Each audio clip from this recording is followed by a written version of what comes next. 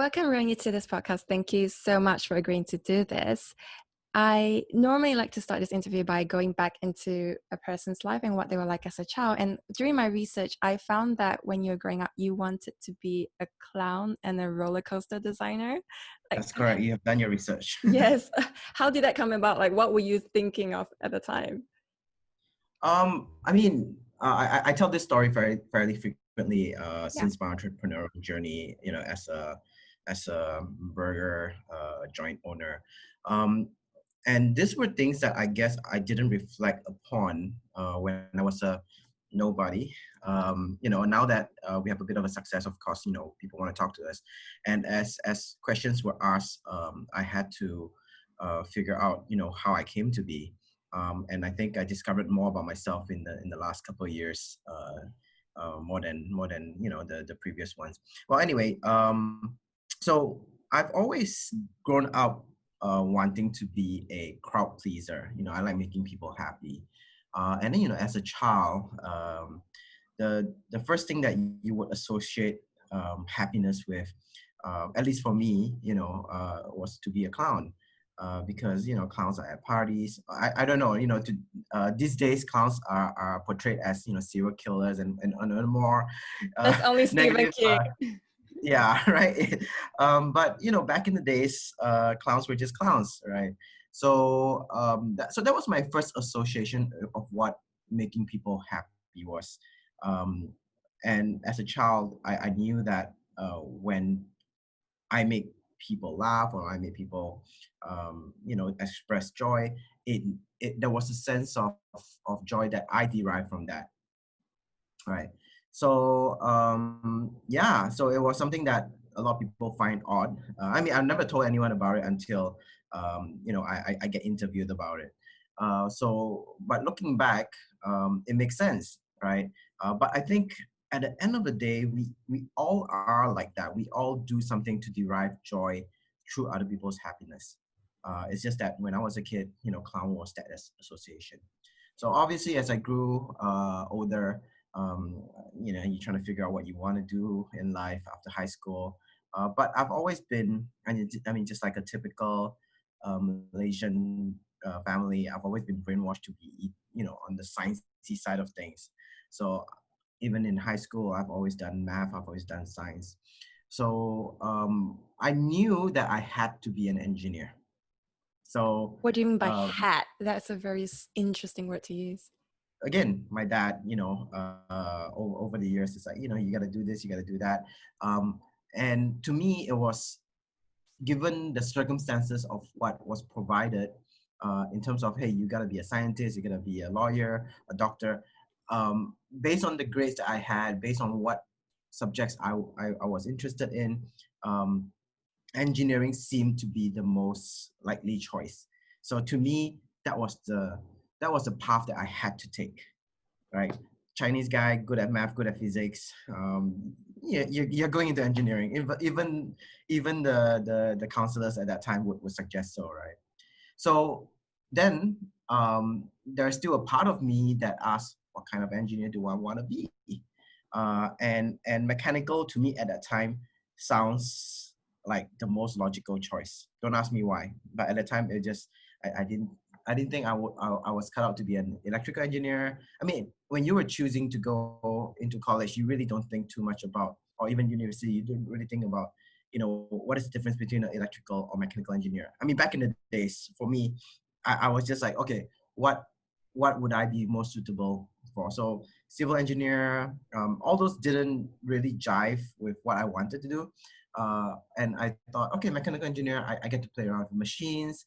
I used to like cars back then, and I like robots, so it made sense.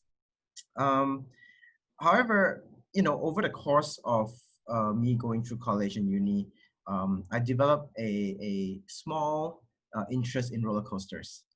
And I thought, hey, roller coasters is a theme park, is where the clowns live, right? It's fun. Or at least so it's kind of full circle. Again, at the time I wasn't associating that, but I knew that, hey, a theme park is somewhere fun, is somewhere that you can derive joy. I like being on roller coasters. Again, that happiness, oh sorry, that personal interest in roller coaster has long since gone.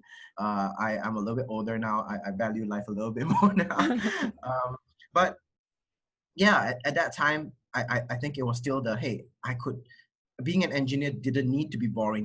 I didn't need to be working in factories. I could be making something that made people happy, through their physical experience. So that's how I came about, with the answer of, when you were growing up, what did you want to be, and how did that lead you to be where you are today? But I think in the two examples that I gave, which is, either wanting to be a clown, or wanting to be a roller coaster designer, it was still the same thing, which is to provide some form of experience that derives joy to the people around me. But I think how I ended up in the F&B was simply because as I was studying, I worked part-time just to get a little bit more experience, and also earn a little bit of side pocket money, that I was able to derive that joy by serving people. Yeah, And and with the that people was that I served, yes, and the people and that I served, I was able to make them happy almost instantaneously just by giving them good food or good service.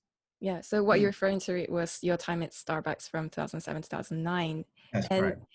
what was the thing that really stood out for you? Because for Starbucks, they have their employees known as partners, and it's a very unique concept of the way they treat people. So what was the thing that stood out for you the most, that impressed you? I think going into the workplace, I didn't really did too much research. It was just I happened to pass because I took the KTM home frequently, back in the days when I was studying in Taylor's and Indy College. Yeah. At that time, I was Indy College, and I would walk past the Starbucks at Carrefour in Subang. I'm not too sure if you're familiar with that. It's long since closed down. And I saw that there was a hiring banner. So I was like, okay, it's convenient. Starbucks is kind of cool. Why not work there? But so going in there with zero expectations, I just wanted a job. I just wanted to experience something. But the first thing that really impressed me was on the first orientation, or the first day of me getting in touch with them for an interview. They said, "Oh, okay. Congratulations, you're hired. You're one of us now. You are a Starbucks partner." I'm like, "Partner? What does that mean?" And the store manager then she gave me a very quick introduction to the concept of partners in Starbucks, where in the States at one point in time, everyone that works in Starbucks has a share in the business. That is far from the truth. I found out later on, but it made me appreciate a company that wanted their ground crew to have a sort of buy-in, right, to how well the business was doing. And after that, I was introduced to, hey, this is our 504 culture. This is what we believe in working here. And I thought, wow, these are things that I find myself, associating with, how to be welcoming, how to be sincere, how to be, what's the word? How to take care of one another. So there were a few things that I found to be, hey, I didn't expect work to be that way. I thought F&B is just come in, you make some coffee and then serve it, and that's done. But what they built behind the scene was a very strong ecosystem where it relied on, hey, to work here or to be a part of this, you need to believe in these values. But they didn't tell you that directly, right? So to me, that was what I fell in love with. Yeah, and I feel that it seems as though they treat the part-timers the same as the full-timers as well. So even though you were coming in, they also wanted you to understand these values and treat you just like a partner. Is that? Exactly. But here's the thing. When someone says that, it seems as if there is an expectation that part-timers are lesser value than full-timers. At least from an outsider, because it's not the first time I've heard someone phrase it that way. Yeah. At the time, I didn't think of it too much.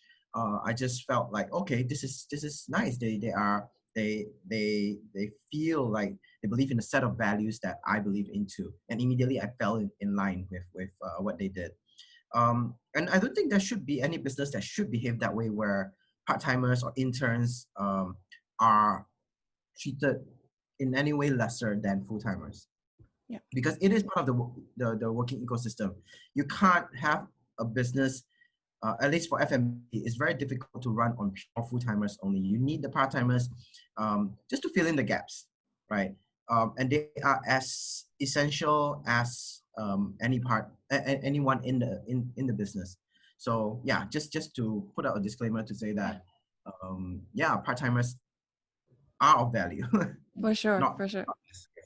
Yeah, absolutely. And I think apart from being at Starbucks, you also did the Work and Travel USA, which also had a huge impact on the way that you decided to enter into MyBurgerLab. Yes. Could you share a little about that whole experience? I love that you have done your research very thoroughly. um, so when I was studying in Nottingham, Malaysian campus, um, I was out of place because for those, a lot of people don't know this, uh, but I'm a uni dropout. I dropped out once. I went to University of New South Wales in Australia when I was, I think, 19 or 20. All right. So just like when the usual age of anyone going abroad to study, but I dropped out after 1.5 years, and I came back. I work odd jobs. I work in the marketing office as an office boy. Back then they are called office boy. We do photocopy stuff and whatnot. I worked in mechanic workshop. So I was just going through a phase where I was trying to discover myself, and it was when I was closer to 25, 26 years old, that's when I figured, hey, I gotta get back into some form of normalcy, right? Or no. And I said I wanted to continue studying because I didn't know what I was doing. I didn't have a degree. All my friends were moving forward in life. And so I went to University of Nottingham, and I was finishing up my degree in mechanical engineering then. And I found it hard to fit in because everyone else was around, that 18, 19, years old. The mentality is And different. here's this guy, yes, and there's this guy who's like 27 years old and, and starting uni again. So I started from scratch. I couldn't transfer any credits that I had from University of New South Wales. So, um, so during the first year of the summer holidays, I didn't know what I wanted to do. Everyone else was doing internship. Everyone else was, hey, we gotta secure our internship and whatnot. And I couldn't care less. I was like, no, that's not. I didn't want to trap myself for 3 months. And I heard of this program called Work and Travel USA, and I said, yeah, I have a little bit of money saved up. I could afford it. Let's try it. So I think it was one of the best decisions I've made at that point in time in my life, despite all the bad decisions. So I went there, and I just wanted to not be at home because I knew if I stayed at home, I would get a lot of nagging from my dad, from my parents. And I said, hey, I just want to get out. So this was a fun way to get out of being at home for 3 months. So um, I had to choose. I remember I had to choose different locations to work in the States. And for those that don't know what work and travel is, it's very simple. You work in the States for 3 months, and before you head there, you will be secure. You will secure a job first. There'll be a job fair that is hosted in Malaysia. So American employers will come over, and then they'll employ a bunch of us, and then we'll go over work for 3 months, and then when you finish, you take the money that you've earned, you go travel around the States. Yeah, I think there's a So qualification. You have to be a student as well to make use of yes, this you program. have to be a student, or you just graduated within the year, Yeah. and you have to be under 30. So that Yes. was a few of the requirements. So I thought, okay, there were most of the places that were offered up were restaurants, cafes, chains. Like, so you got Applebee's, you got Starbucks, right? And a lot of them were also the theme parks. You could work at Six Flags, you could work at there's a few more popular ones. I can't remember them now, but none of them really struck to me as something interesting. Uh, I was thinking, okay, at worst I'll go back to work in Starbucks, Yeah. Or because theme that was parks. Wasn't that what you wanted to do at the time? well, theme park. Um, so here's the thing, I was thinking that I will probably spend the rest of my life there. All right. I don't know why. At the time, I was like, Yeah. yeah, but I heard from seniors that had worked in theme parks that it's not what it's cooked up to be. So I was quite hesitant to go. So one place stood out for me. It was Yellowstone, and I'm sure you've read this somewhere. Yeah. And it was the only national park that was up for it was that was up for selection at that point in time. And to me, Yellowstone, I was like, wait a minute, this place sounds so familiar. Where have I heard it before? And I did a bit of research, and I realized that hey, it is where Yogi Bear is from. So if we all grew up with Yogi Bear, and Yogi Bear lives in a park called Jellystone, and Jellystone is a parody of Yellowstone. And I thought, wow. And I did a bit of research. I go like, I'll be out in the wilderness. I'll be away from people, and I found that to be very inviting. So I took on the offer, and I went to Yellowstone, not knowing what to expect, other than the fact that it's the backcountry. There will be wolves, there will be bears around in the park, and that is a super volcano. That's all I knew, hitting over there. So you've never been to the States at the time, right? Or like you were No, also I've a not city been. boy at the same time. So you were willing to go on Yep, the States, but you exactly. have no idea what it's going to be like being in the What to wilderness. expect. Yeah, I just knew that I needed time alone. I needed somewhere where it's different, and it's not in a city. That's one of the reasons why I didn't choose to be in a theme park, because they were all close to cities. And at the time, I was just at a phase where I wanted to be alone. Everyone else, even some of my friends who joined the work and travel, they're like, why did you choose a park? Because it had the worst reputation in terms of making money, and it had a worse reputation in terms of um, people going there in groups. So I wanted to go alone. So I went alone. But best time of my life, absolutely. In terms of making friends, because I was there alone, I could, to some extent, reinvent myself, because I was the 26-year-old loser who was starting uni again. As much as um, people don't say that to my face, or it could be in my head, but that's what I felt, during my time then. So I could, to some extent, reinvent myself. I made a bunch of new friends. I saw the world differently when I went out hiking or camping in the backcountry, as they call it. I felt like I was one with nature again. I felt that, and it didn't matter if I died, because back in Yellowstone, so there is you when you go backcountry camping or hiking, there is a chance that you might die, Yeah, simply there are because grizzly it is bears around. wilderness. There are grizzly bears, black bears, wolves, and a host of, well, even just bisons. Bisons can maul you to death. But I mean, of course, if you take precaution, you learn how to navigate around these animals. But there's that chance. And when you go hiking alone in the wilderness, and you are like miles away from people. So this is one thing that I never experienced until I was there at that time. When you live in a city, when you live in KL or PJ, you're always around people. Even though you're in your own room, you're isolated, but just that 10 meters out the door, or even 5 meters out the door, there is someone around you. However, when you go out there in Yellowstone, you know that you hike 1 mile in, most likely within that 1 mile radius, there's no one but you and nature. And that gave me a sense of solitude, a sense of peace that I never experienced before. And it was then that I decided that, hey, it is my life. I live by my rules. I do what I want. Because prior to that, I was still trying to fall back in line. I was still trying to fall back to be a part of what is normal in society, right? I was trying to play catch up. My friends at 26 years old, 27 years old, they should be here. I think just like a lot of youngsters nowadays who are lost, who are very frustrated with where they are, especially with, in a post-COVID world, I I was going through that. So it gave me a lot of clarity that it didn't matter what anyone else thought about me. It was just between me and, for lack of better reference, and the creator.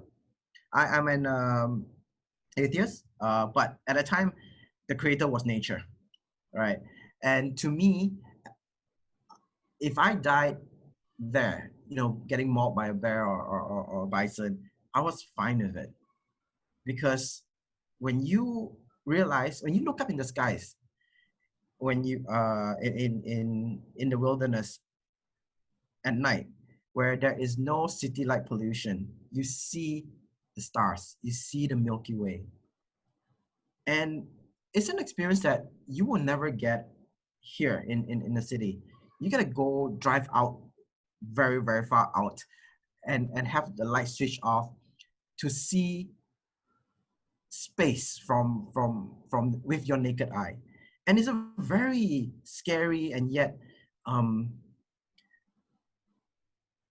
what's the word? It's a very holistic experience. Yeah. And that was when I knew we are just a speck. We're just a speck floating in space. None of us matter. None of everything that people expect you to be matter. So as long as I was alive, I was gonna live life by my way. Of course, without having to hurt anyone else, and with a certain guidance of moral, right? But I knew that everything else that I feared, everything else that um, I was pressured by society did not matter. Yeah. And I think that was when a shift of who I was started happening. And I went back again to Yellowstone in my second year and in my third year of uni. Everyone was like, "Are you crazy? Why are you not doing your internship? When you graduate, you have no job." I was like, "No, man, that's where the answer is. That's where I want to be." And I mean, my first year, I didn't have the answer yet, but I knew there was a draw there. So I kept going back every year. So by the time I finished my third year in uni, I also finished my last year in the States in Yellowstone. Um, but I walked out of it, or I graduated with a sense of secureness that I'm only answerable to myself, that nothing can stop me from doing what I want. Although I didn't know what I wanted to do then. Yeah.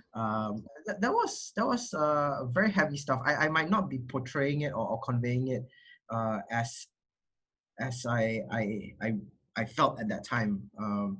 But it was definitely a turning point in my life. That 3 years of uni and spending time in Yellowstone for 3 months every year, it was a soul searching experience that I never knew I needed. That I never knew was something that people should do.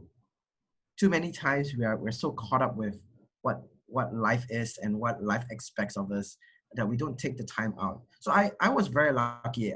Now that I look back, every single mistake that I made, mistake, right?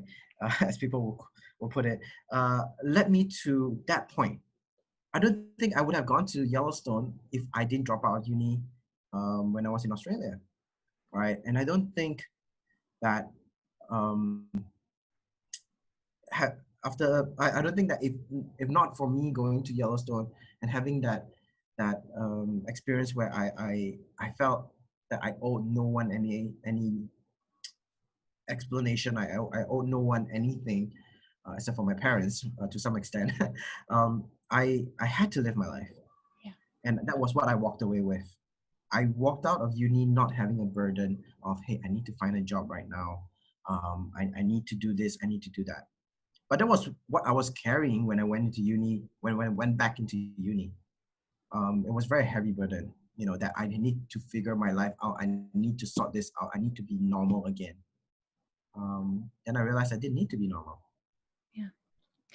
That's incredible. I feel like I relate in a certain way because earlier this year I was in the Himalayas hiking up to Everest, and there was a time where all the permits were cancelled, so it was pretty much us and the mountains. And it was like you feel very humbled. Like Exactly. no one could come, and like if something happened to you, you might have to wait a day for the helicopter to probably come, but otherwise it's just you and nature. So it's really, Exactly. My thought. My yeah, thought. wow. If you die there, no one would know at least for another 24 hours to 48 hours, right? Yeah, like too So bad. I keep speaking of death, but the point here is that you are so out there that nothing matters. Yeah. Yeah. So you left, and and you didn't feel that pressure of being like everyone else. And I understand that you were also, but at the same time, I understand you were entering into some business ventures prior to MyBurgerLab. I think there was like a Groupon concept clone that you Yep. were So trying to there's two develop. businesses that I was involved in. Yeah. The first one was a t-shirt business. Yeah. So one part of my uni life in Nottingham that I really appreciate was playing ultimate frisbee. So I met a bunch of great friends there. They are still within my circle of friends. And frisbee is also another out of normalcy or ultimate frisbee is a game that is not very popular. And when you talk to people about it, they're like, "What is that?" You know, you play with your dogs. But I like that. I like the fact that it was not popular. I like the fact that it was very intensive. It was a game that required a lot of skill, but a lot of people make fun of it. A lot of people belittle it. But I found joy in that game because one thing about the ultimate frisbee community is that there is a certain sense of these people here, they don't feel like they are tied to what is expected of them. Again, what I'm trying to say here, there's a similarity to what, because when you play badminton, you play basketball, I do enjoy those games as well, but it's there, there's a sense of normalcy, like everyone plays it. But ultimate frisbee, there's just that sense of freedom. There's that sense of camaraderie. Now, one thing about ultimate frisbee is that there's no referee, right? So even if there's a competition, there's no refereeing. A lot of it is self-refereeing. So one of the things that I learned playing ultimate frisbee is how do you how do you practice that sense of sportsmanship? People talk about sportsmanship all the time, but in frisbee you see it in action. When someone accidentally whacks your hand, you know, when you're trying to throw the disc, someone whacks your hand, it's a foul, right? Um, and the two of that person needs to talk it out to say, hey, what happened? I tried to do this, and you did this. I haven't released the disc yet, you know. So there is, I've never seen that in any other sport. So to me, I love the sport. I love the people that came with the sport because it attracted a very unique group of people. I don't know how to explain it, Yeah. but it's a bunch of rebels. It's a bunch of people who who were just different. So that was what.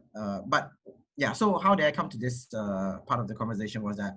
So I love frisbee so much. I realized that hey, everyone's wearing like basketball jerseys. They're wearing soccer jersey. No one is wearing apparels for frisbee.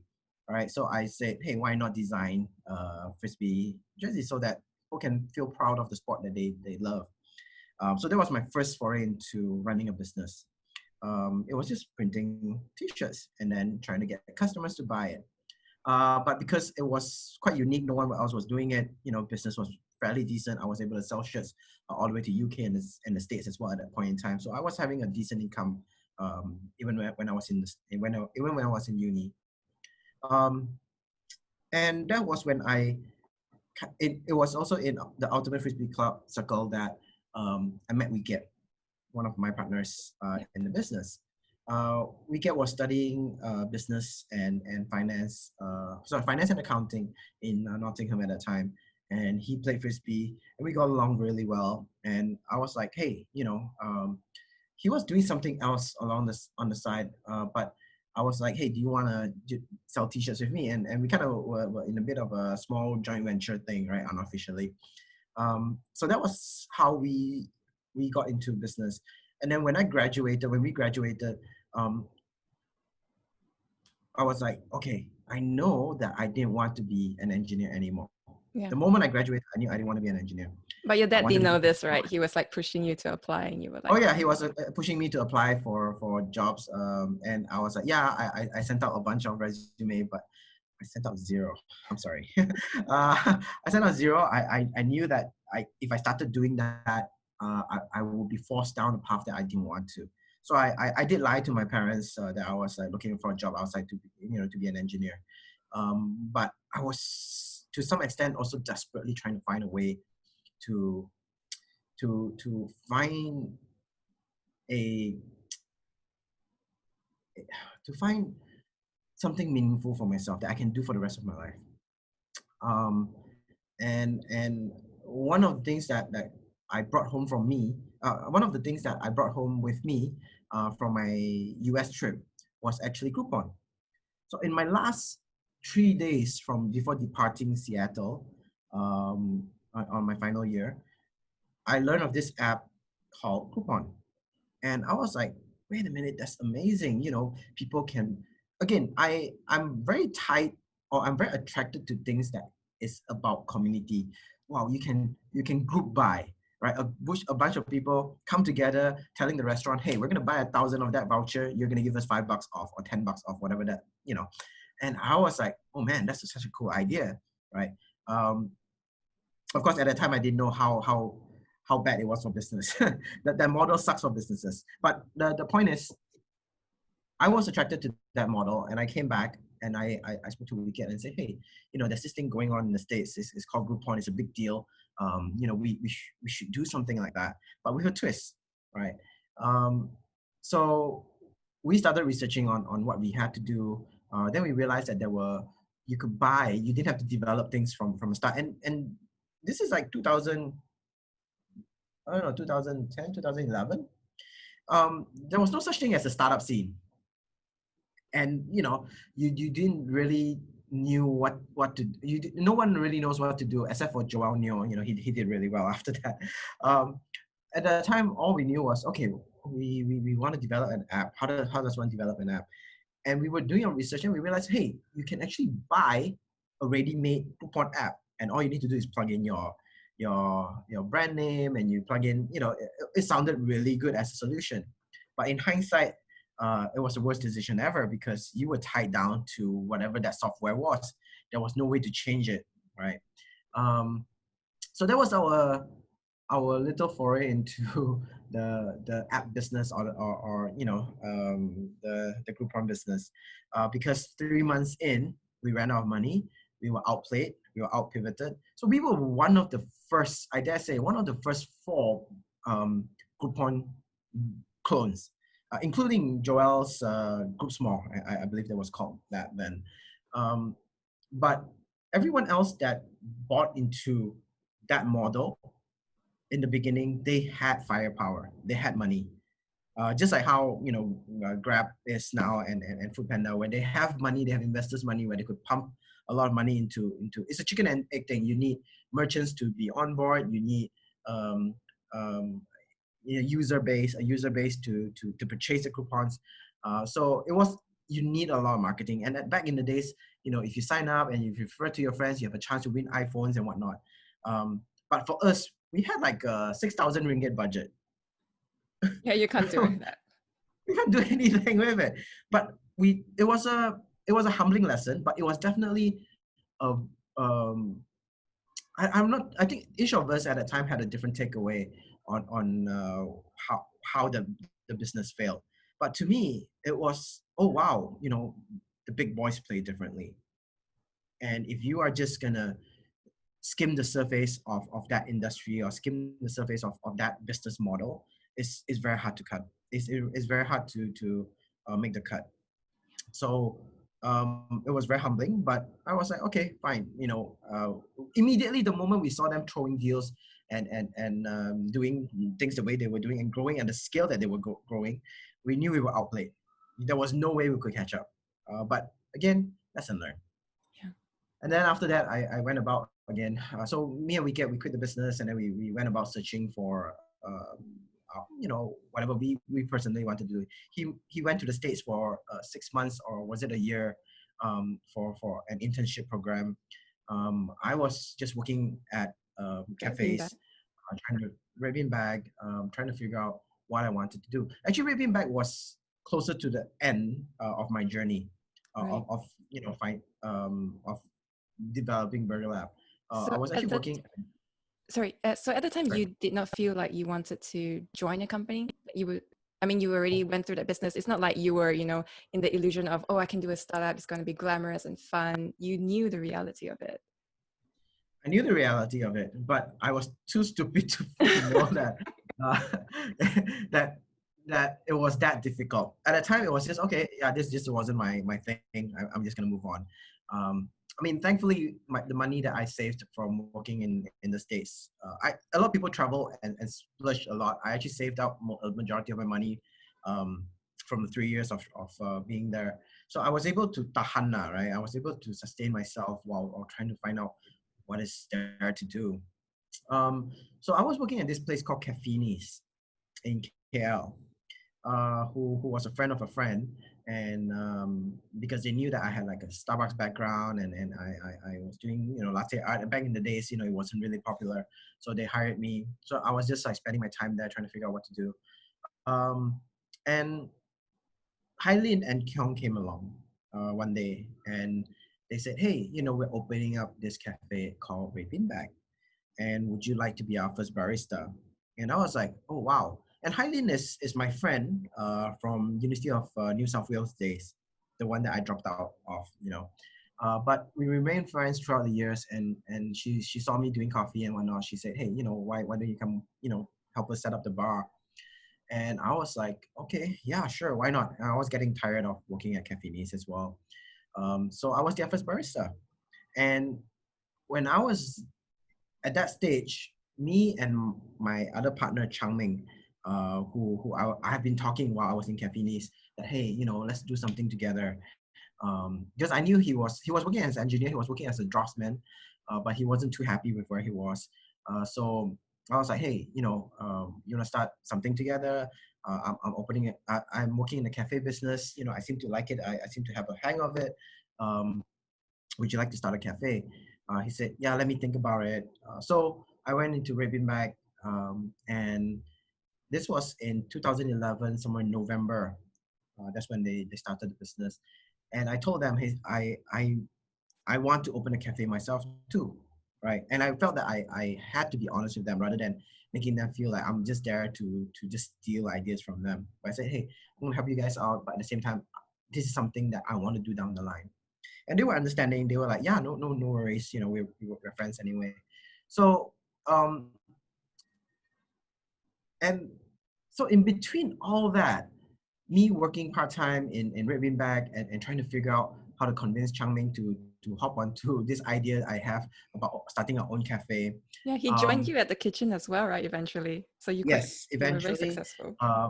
we said, hey, why don't you work in the kitchen and learn a thing or two, how to run a kitchen.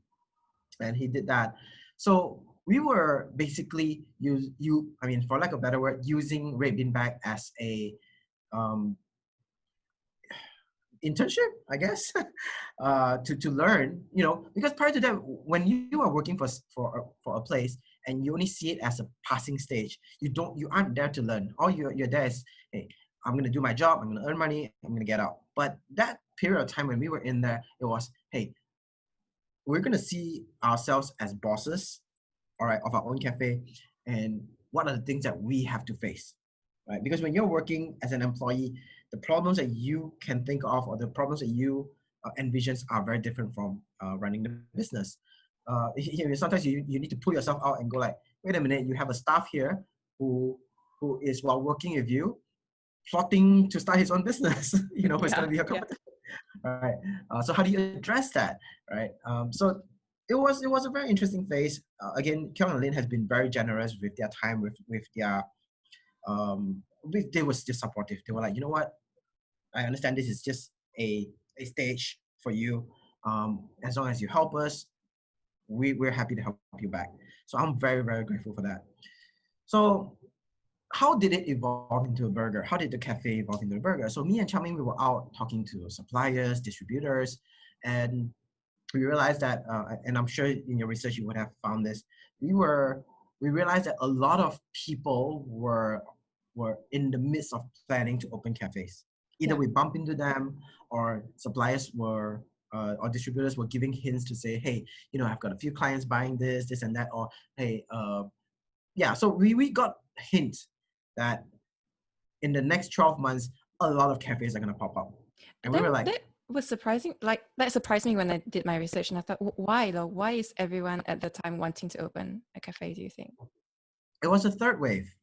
So Mm. that was the time when cafes, or when going to a cafe was a cool thing. I don't remember. I don't know if you know, but 2013 there was a wave of cafes blossoming everywhere. A lot of them stayed. That's the good news. A lot of them stayed.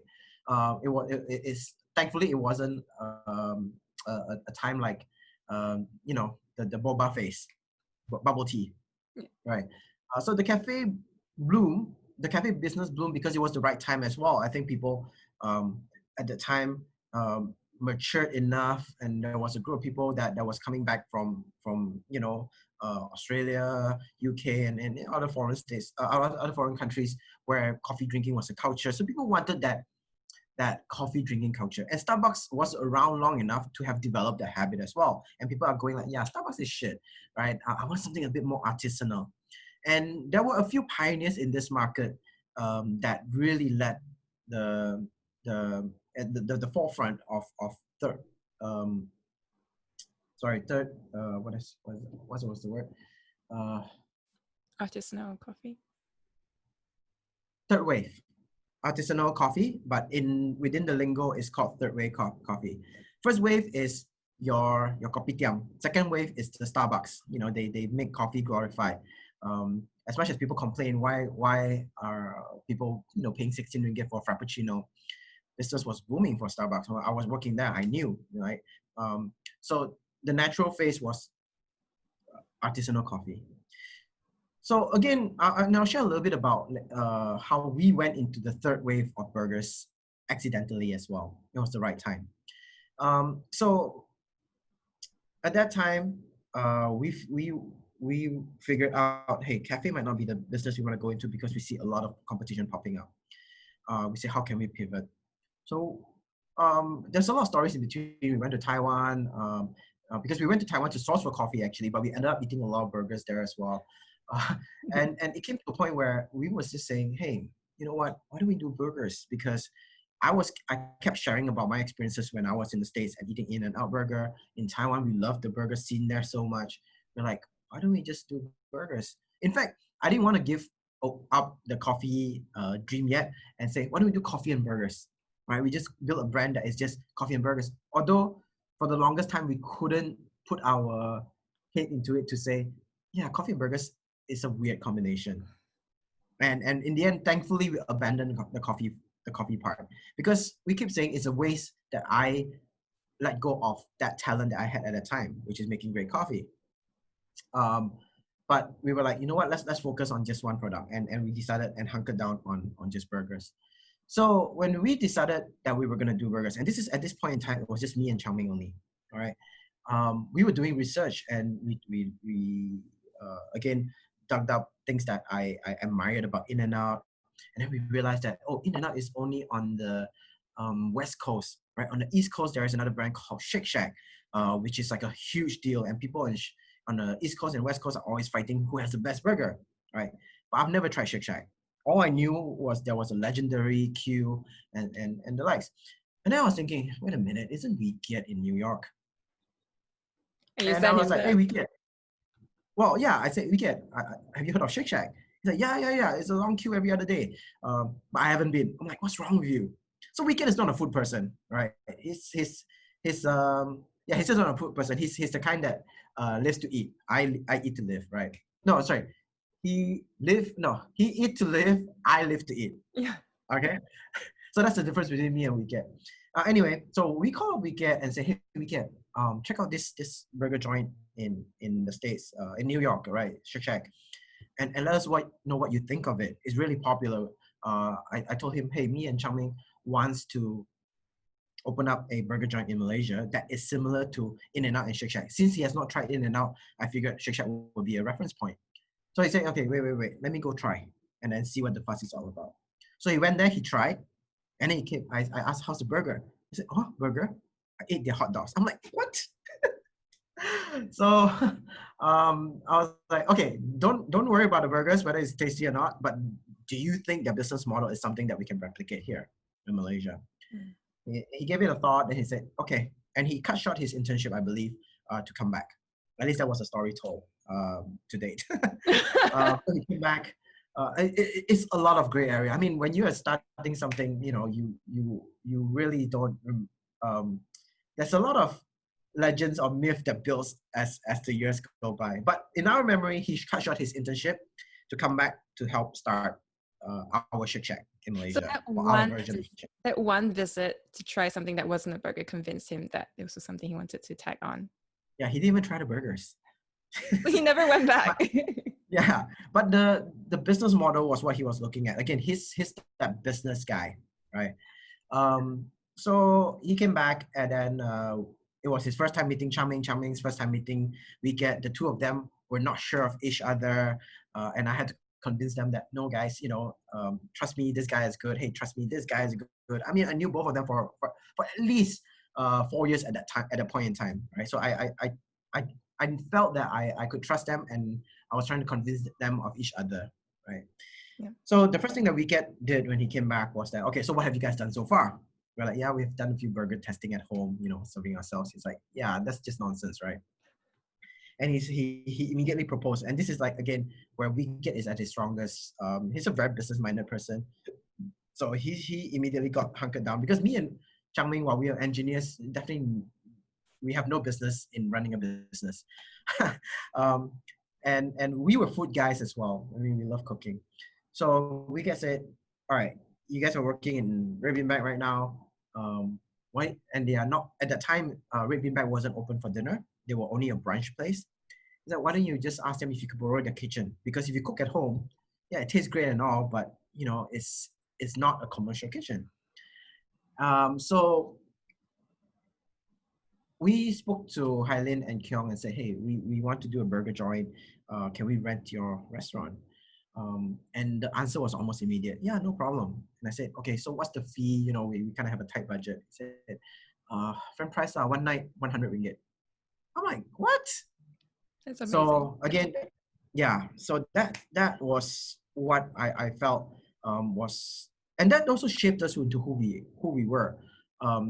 We try to help out as many smaller brands or startups as we can. Back in the days, right now a little bit more difficult because just because of how the business is like a machine, right? It's hard to dismantle it and but we try to, like, nowadays if anyone wants to pop up their startup bakery in front of our shop, we do allow them. Like right now we have 2 small bakers that are popped up at today OUG and Sunway, just to sell their wares, just so that they can get a bit of exposure, because we have that line, right? So anyway, that was where I learned about compassion towards each other in the industry, supporting one another. And that's what Hailin and Kyung really did for us there. Was that uncommon? So what we learned was that it was. In the F&B industry, a lot of times, and this is 2012, right? Now it's a lot better. Back in the days, it's everyone is a Christian. And when you try to get close to them, they'll be like, what do you want? What, are you trying to steal my secret? Are you trying to... It's a very backstabby feel kind of industry.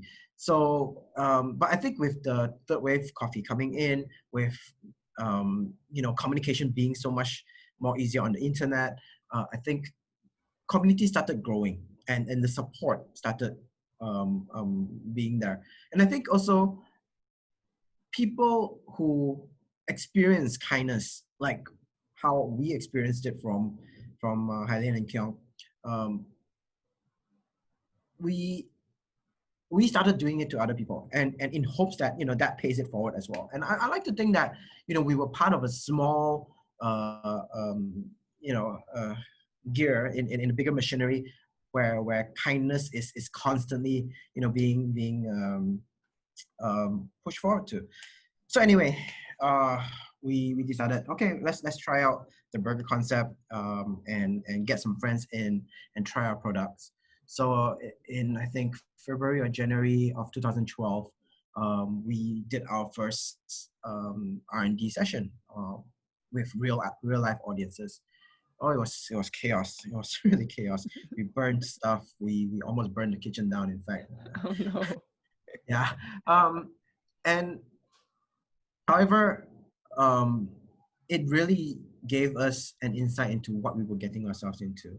So Wicked, and I'm sure you've heard of this, introduced us to the idea of the lean startup, right? He said, okay, guys, we're gonna chip in X amount of dollars or money, and then we're gonna spend how much per R&D, and with the money that we have, at the end of it, we need to say whether we want to do this business rather than forking out a huge sum of money and then opening up the business and then wish for the best, right? Which is what happened in our previous business, right? We said, hey, at that time we had less money, so we put in quite a fair bit, and then we flopped. So coming back to BurgerLab, the initial stages. So we did a lot of R&D, 10 sessions, but every session we improved very quickly, thanks to the fact that we had Ryan, who is the chef of Red Bean Bag, to guide us and laugh at us on the side. So what Right? were the things that you were not doing right though? That I mean, we didn't. So, for example, our patty is fairly unique to this date. It doesn't taste like anyone else's patty because of this technique that Ryan taught us, which is a pain in the ass. He warned us, he said, this technique I teach you, you can make small batch burgers, but it's going to taste really good. But it's impossible to make in a large batch. But to this day, we still do it. it's like a secret that yes. It's not a secret. It's basically, so if you make a burger, like anyone here that makes a burger, it will be buy meat, buy fat, and then you buy your herbs and whatever seasoning you want, and then you mix it in, right? And anyone can do that. So what he taught me to do, or taught us to do, was how do you create flavors in the fat that you're going to put into the burger? So we bought fat and we cooked the fat. It's a process called rendering the fat. And in the process of rendering the fat, you add on a lot of aromatics, and the fat would absorb. Because a lot of times people don't know the juiciness that you like from a burger is the fat, right? The flavors that you love from meat is the fat. And the meat generally don't have too much taste. The fat is what gives it taste. And what he taught us was how to amplify the flavor of the fat. Now, I'm quite sure you have seen rosemary oil or lemon oil that is sold in supermarket shelves. Lemon does not have oil. Rosemary does not have oil. Maybe there's a little bit, but it's not enough, for a whole jar. So what they do is they infuse. So oil is a very good medium to carry flavor. So if you put a stick of rosemary in oil, like after 1 week, your oil is very fragrant, right? That's how you make garlic oil as well. So in that same ideology, we changed the flavor of our fat by putting in the aromatics that we want, whether it's garlic, whether it's onion, whether it's star anise, whether it's black pepper, salt, and so on, right? So that when people bite into our burgers, that flavor comes through. That beef fat is amplified, right, with layers of flavor. So that's our secret. But for anyone that has rendered fat before, you would know that it's a very painstaking process. And that's why scaling it up would be very difficult. So you can't do it with machines to infuse. I mean, you do it with machines. It's just a very long, smelly process. Yeah. So you, over that process of 10 pop-ups, as I understand it, you slowly began to find that thing that made you stand out. And I think I really liked how you did to get feedback from people. You were doing a survey and also asking people to pay to see whether so so with that, it was I think Wicked was the one who suggested it, because when you put out a survey, hey, if I charge this at 15 ringgit, would you pay for it? Most people and their friends, right, or friends of friends, they will be nice enough to say yes, but there's a difference when it comes to actually forking out the money, right? So we had to do the test where, okay, they fill out the form, but what they didn't know is when they leave, we're gonna put a little cashier there that says, "Hey, if you said you were gonna pay, here's the tip jar. You can put your money in." That's when we realized that when people say they're willing to pay and whether they're really willing to pay is two different things. So we knew that we had to up our product to a level where people felt that hey, they were getting something of value. Yeah. And over that 10 R&D session, thankfully, we hit some jackpots. We were very lucky for sure. And we came up with a few recipes that people felt was different, unique, and something that they haven't seen before. And the charcoal burger or the charcoal buns were actually invented closer to the 7 or 8 session. Because in the beginning it was your regular brown white buns, and I knew that I wanted to do a differentiation because we knew that with the money we had, because we were getting so we tried to talk to different restaurateurs, and those that were willing to talk were saying, you need runway, you need a capital that allows you to give you that 6 months to 1 year runway because your business is not going to take off from day one. And Do you we mind were sharing how very, much that was? it depends on your business. Yeah. So let's say if so we were told if you're going to take 250,000 to start your business, right, make sure you have another 250,000 in your bank to run the business for the first 1 year, right, without having to raise more capital or without having to run out of money. Well, we didn't have that. We basically said we got to make this work. Again, it was a very naive ideology. Honestly, if BurgerLab didn't take off the way it did, we would be probably out of business within like 6 months. Yeah. So we raised 250,000 among ourselves and some friends, and we opened up in BurgerLab Sea Park. And thankfully, for whatever reason it was, all the X factors that came to be put us in a spotlight, and we never looked back from there. Yeah. I mean, we were gaining so much traction because of the black buns, to the point where Star wanted to talk to us before we even opened. So I got a call, and she's like, "Oh, I'm Nadira from the Star. I would like to ask about your shop. How long you've been open, and what why do you make the because this a lot of people were sharing, right? And I think that was like a rare instance of trending back in the days. And we were like, oh, we aren't even open yet. So the last few sessions of our R&D in February, we were able to build up the hype up until July when we opened. Because in that few months in between, people were still like, hey, where can I get this? How were you building the hype though? Because I we think when you did, launched, you had 500 followers already, right, on Instagram at the time. yeah, and back in the days, that was tough. Yeah. We didn't know. It was a lot of good luck. It was a lot of dumb luck. We just did the right things without knowing it. But again, we tried to we understood what happened, and we definitely consciously replicate that over the years.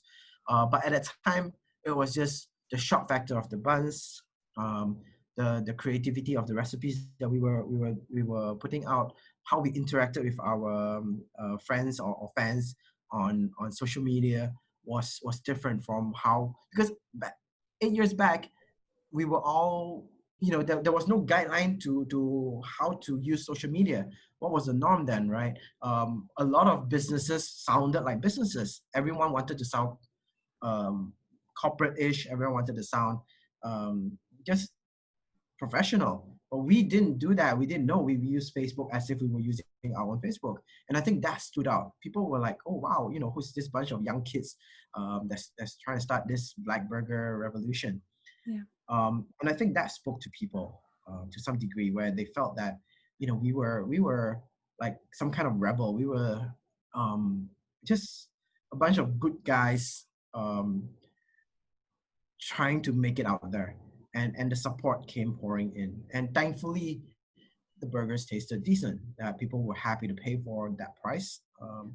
And with how hype is nowadays, it's still a thing that we see now, not in our brand, but in other brands, in other people's brand as well. That once the hype train, as they call it, um, gets going, it, there's just no explanation to it. People will queue up just because other people are queuing up. Yeah, yeah. And Someone made a joke about this before, where Asians, they would see a line and they would say, it's probably something good. Let's go queue up and figure out what it is later. I'm guilty of that too. Yeah, and I think one of the things that was going for you is that the black buns was so Instagrammable at a time where Instagrammable things were just starting to take off, right? And you were the one who It's discovered the whole charcoal powder thing that makes it so distinctive. I didn't discover charcoal powder. I Oh, I discovered discovered the idea. the idea. Yeah. Well, here's the thing. I think a couple months back before we experimented with charcoal, we were on a trip with our friends and someone ordered a charcoal sandwich. So it was already out there, but charcoal bread were more of loaf rather than bun. But it was rare. I mean, one or two cafes carried it, and then Japanese bakeries do sell it, but it wasn't hype, right? We were definitely not in the world. In Malaysia, we were definitely the first to do charcoal buns and present it as a staple on our menu.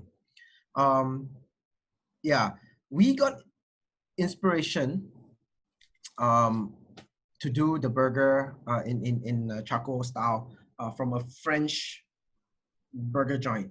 That I don't think it exists anymore. But it was a Star Wars themed burger. Naturally, you know, the dark side, and they made that. But I thought it looked pretty good at the time, and I said, you know, we should try making ours. But also coincidentally, I was at the bakery, and then you know I saw the powder, and I just asked what it was, and I was like, oh, okay, this is what I saw online, because I didn't know they were using charcoal, and there was no. We tried to write to the French guy, but there was no reply. So yeah, so it was just a lot of happy accidents. I think my life can be described as a lot of happy accidents.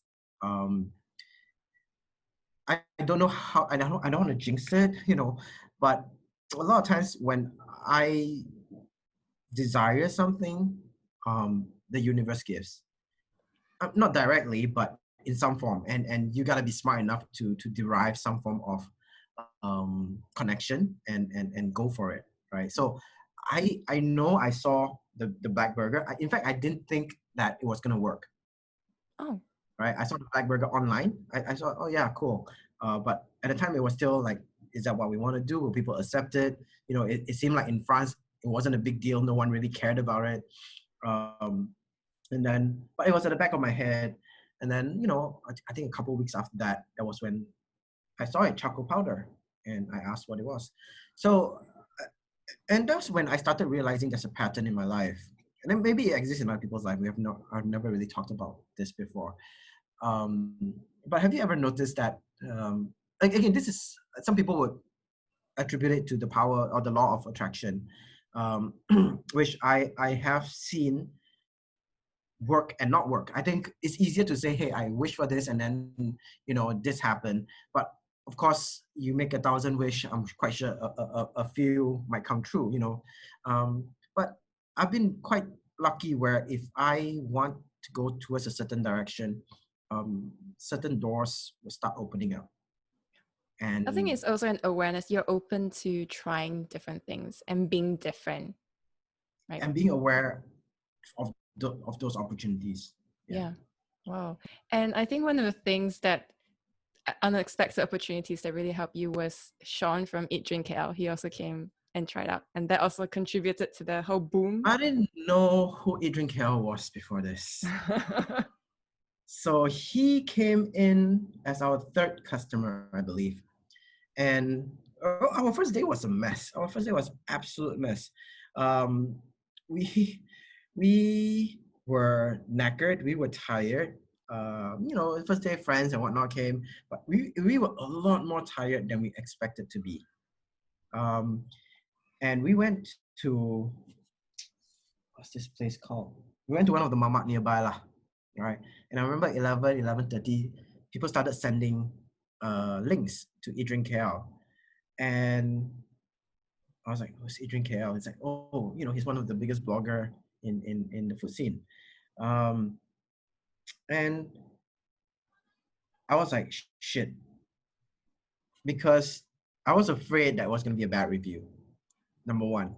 And I'm like, it's our first day. We hardly got, the groove going. It's not going to be a fair review. I kept saying that.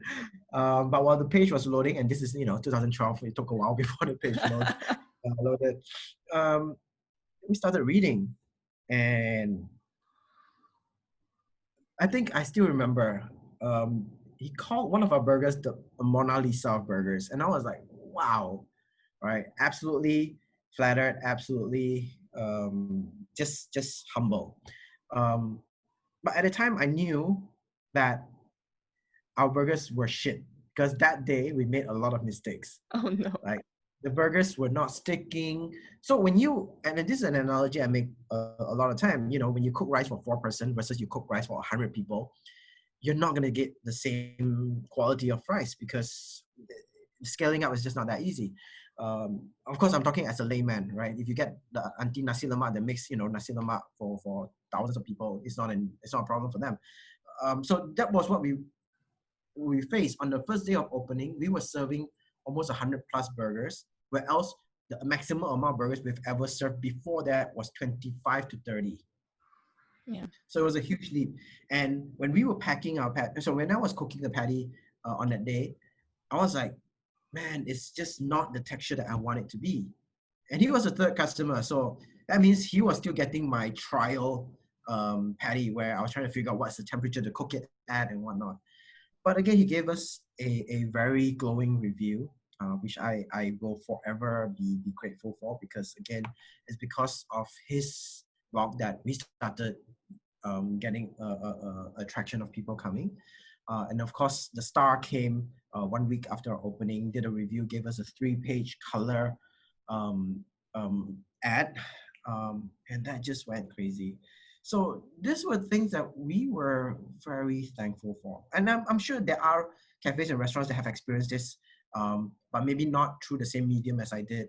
Now, you have all those food Instagram or Facebook pages like KL Foodie and Eat, Pray, Love, the likes of them, where one post can really shoot you to stardom, right? But there's a pros and cons, or there's a yin and yang to this kind of fame.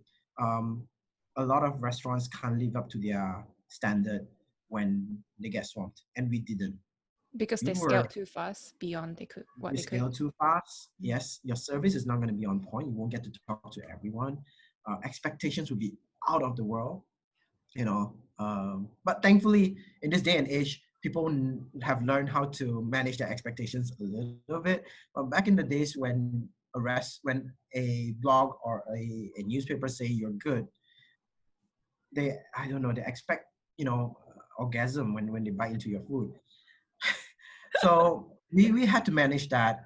So a lot of our social media in the early days was just being very thankful and apology for any mistakes made that day.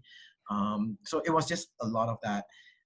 But thankfully, we have a good set of heads among us, and we were able to not rush things as well. Would you imagine this? We open at 5 o'clock. And the reason why we open at 5 is because in the morning we were busy preparing our ingredients. You open at 5, you sell out at 7. Customers were pissed, although our official time was 5 to 10, but at 7 o'clock, sold out, guys, because there was a queue outside the door at 4 p.m. All right, and people were queuing for up to an hour and a half just to pay, and then another hour to wait for their burgers. It was insane. Well, we were definitely happy about that, but at the back of my head, it was an unsustainable business. And at one point we rushed it. We were like, okay, right now we are making 200 burgers. Let's push it to 300, because there's so many people. We can't be a business that closes at 7 p.m. Customers are gonna not come after 7 p.m. It becomes a habit, right? So we pushed to make 300 burgers at one point. This is not an exact number, but we basically jumped the amount that we made.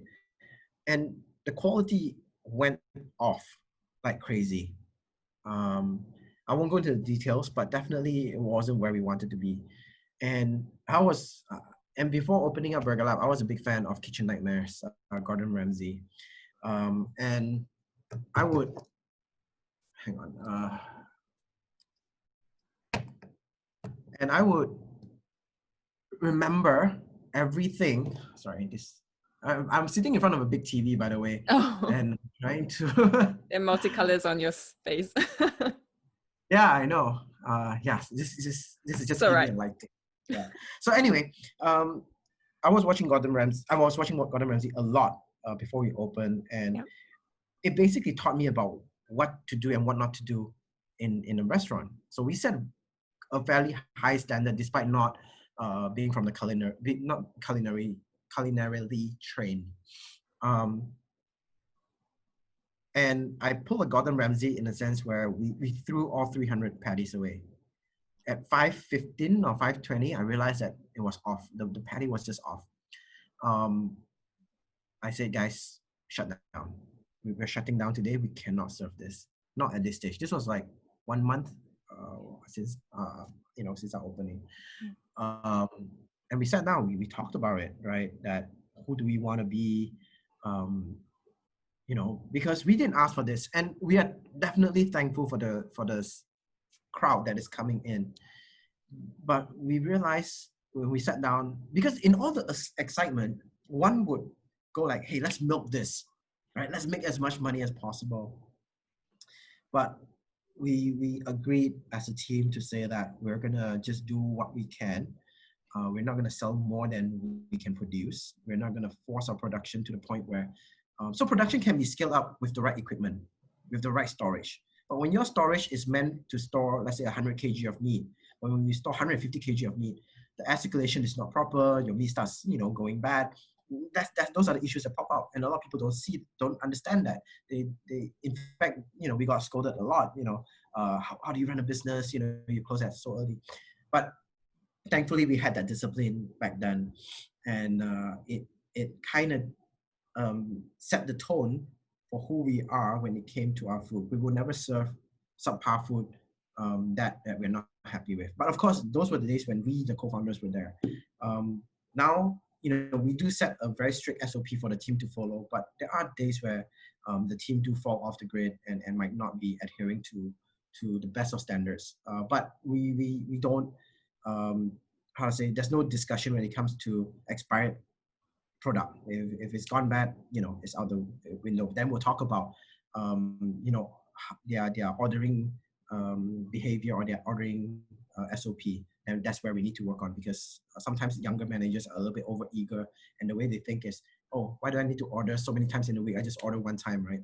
Yeah. So there are these things that we still face with. But coming back to where we started, thankfully the team were able to not be too greedy and say, we want to be a business where we only serve food that we are happy to eat ourselves, right? And not just do it for the money's sake. And speaking of money, right, we were also offered a lot of franchising or licensing opportunity when we first started. One guy came up to us and say, hey, I got 2 million ringgit to invest in you guys, but I want to open 4 stores in a year and a half or 2 years.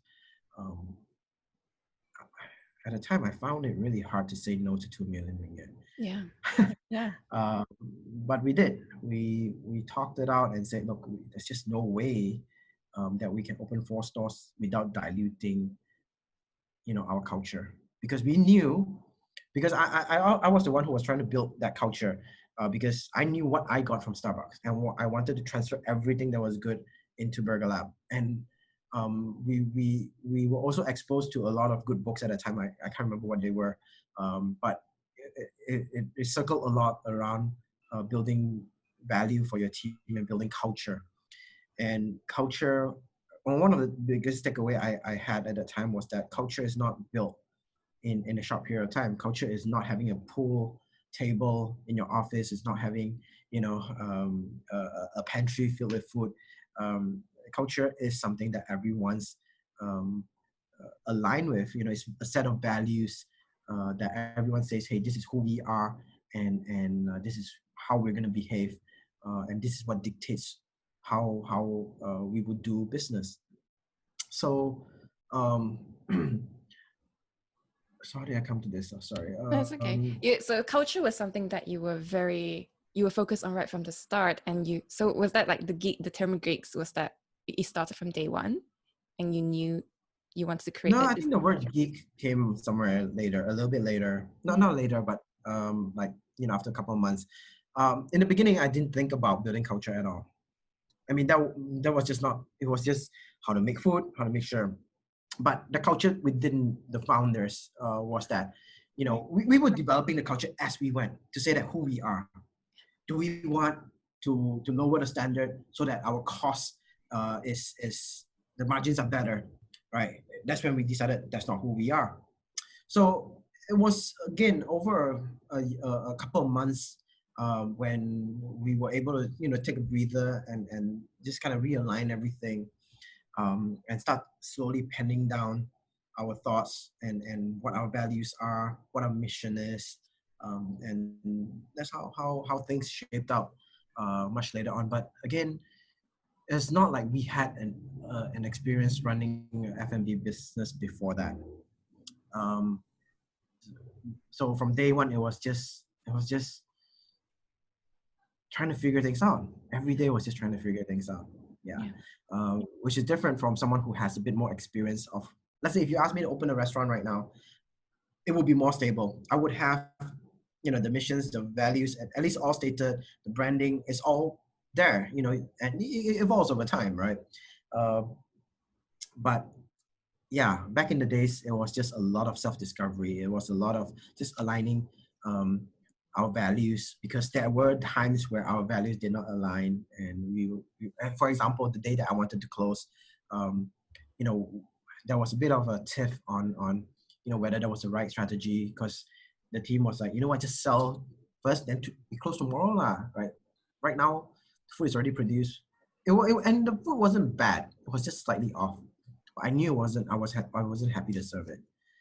So So I had to explain to the team. I said, look, I'll take responsibility for it. I'll deduct my pay if you need to. But yeah, so it was. I mean, looking back, we definitely came a long way, and the startup journey is definitely one where no amount of advice would be comparable to the real life experience that you get, running the business underground. Yeah. I mean, one of the things when I was asking people, I'm going to interview one of the founders of MyBurgerLabs, and what are the things you want me to ask? And the things that people always picked up was always the culture.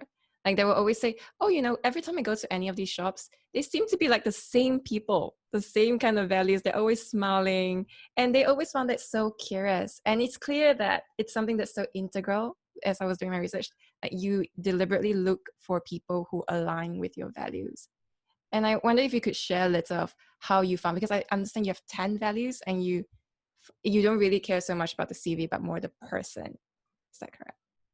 So I think that we are able to be pickier in terms of hiring people, because when you talk to restaurants, the biggest challenge is hiring people, and that's why a lot of people go down the road of just hiring foreigners, and there's nothing wrong with that, right? But we from day one made a conscious effort to hire as locally as possible, right? So your question of, sorry, what was your question again? I got lost track. How you found people who aligned with your values. So because of the brand being what it is, this answer I need to craft it a little bit, because it changed. Yeah. When we first started, it was us three. Then we put the word out there and say, hey guys, and these are friends who are either still in uni, our frisbee friends, right? Who are still in uni or going through summer holiday at that time. We say, hey guys, we are opening up a burger joint. We need help. who wants to come and work for fun, right? I mean, we'll pay you guys. And you know, that's how we accidentally got a bunch of very young, energetic people in the kitchen and serving people. And at that time, we didn't think that it was going to be long term. At the time, we were thinking our workforce would most likely be 50% foreigners, 50% locals, right? And we said, you know, once the 3 months has passed, then we figure out how things would be. But for the first 3 months, because it was holiday, and you know there was university holiday, so we knew we had our friends working with us for the first 3 months. Now, in that 3 months, what we learned was that youth, that energy that came from this group of 20 plus minus year old was something that people were attracted to. It was just a sense of raw energy that people were responding to. And because we were friends, we were having fun, we were laughing, we were, you know, just dicking around. And I think that became a part of who we were as well. You know, we don't just work hard, we play hard as well. And because of us building that environment, and the customers that came in happened to be college students as well, they were like, "Well, this place looks cool. You know, they're popular for their burgers. You know, it's trending, it's hip, and the people who work here are actually having fun." And that's when the applicants started coming, and we go like, "Wow, we have more applicants than we need."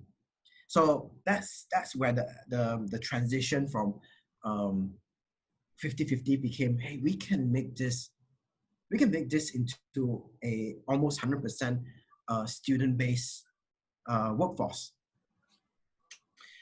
And that was what we crafted. We started thinking, what are students looking for? Now, why I decided to work with students is very simple. In the F&B industry, at that point in time, I realized a lot of people, either the bosses or the full-time staffs that is working in the restaurant, after the first year, the standards of service starts dropping. Because it's in F&B Malaysia, it is a very difficult, it is a thankless job. People expect to be served. You say thank you, they might not even care that, you know, they might not even acknowledge you. And this is, again, back in the days, that's how bad things were, right? So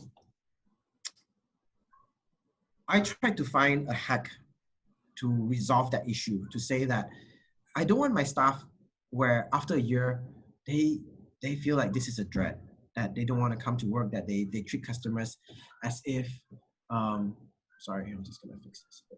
They treat customers as if they are a nuisance. Because I've been on the other side of the table where I've like a certain restaurant, I go there every week, every month, and then over time I can see the same people, they get weary, they get tired, they start not to care. So that's when I found the hack, because thinking back to my Yellowstone days, where during summertime, I'm working there for a short period of time, there were a lot of students from all around the world, and even American students during summertime, you know, their summer jobs. Everyone is energetic, everyone hates their job, but because it's a group of young, like-minded people, when they are in the zone, they bounce their energy off each other, and it comes off as being lively. And that was my little hack. I said, okay, if we can get a group of students to work here as our main core base, we will always have this level of energy. And over the years, it evolved into, okay, we've got this down pat. People who work with us will tell their younger cousins or their younger brothers or sisters to work with us because they had such a good time here. Not because they had a good time having fun, which they did, but they had a good time discovering themselves, learning about themselves, growing into a young adult.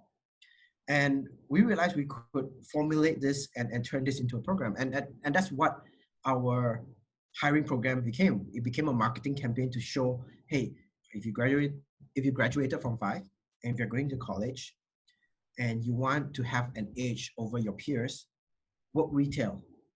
Now, if you work with us, these are the things that you will learn, and this is how you will grow when you're working with us. And we have testimonials. We have testimonials of people who have worked with us before. Now, I don't dare say everyone that worked with us was 100% happy, right?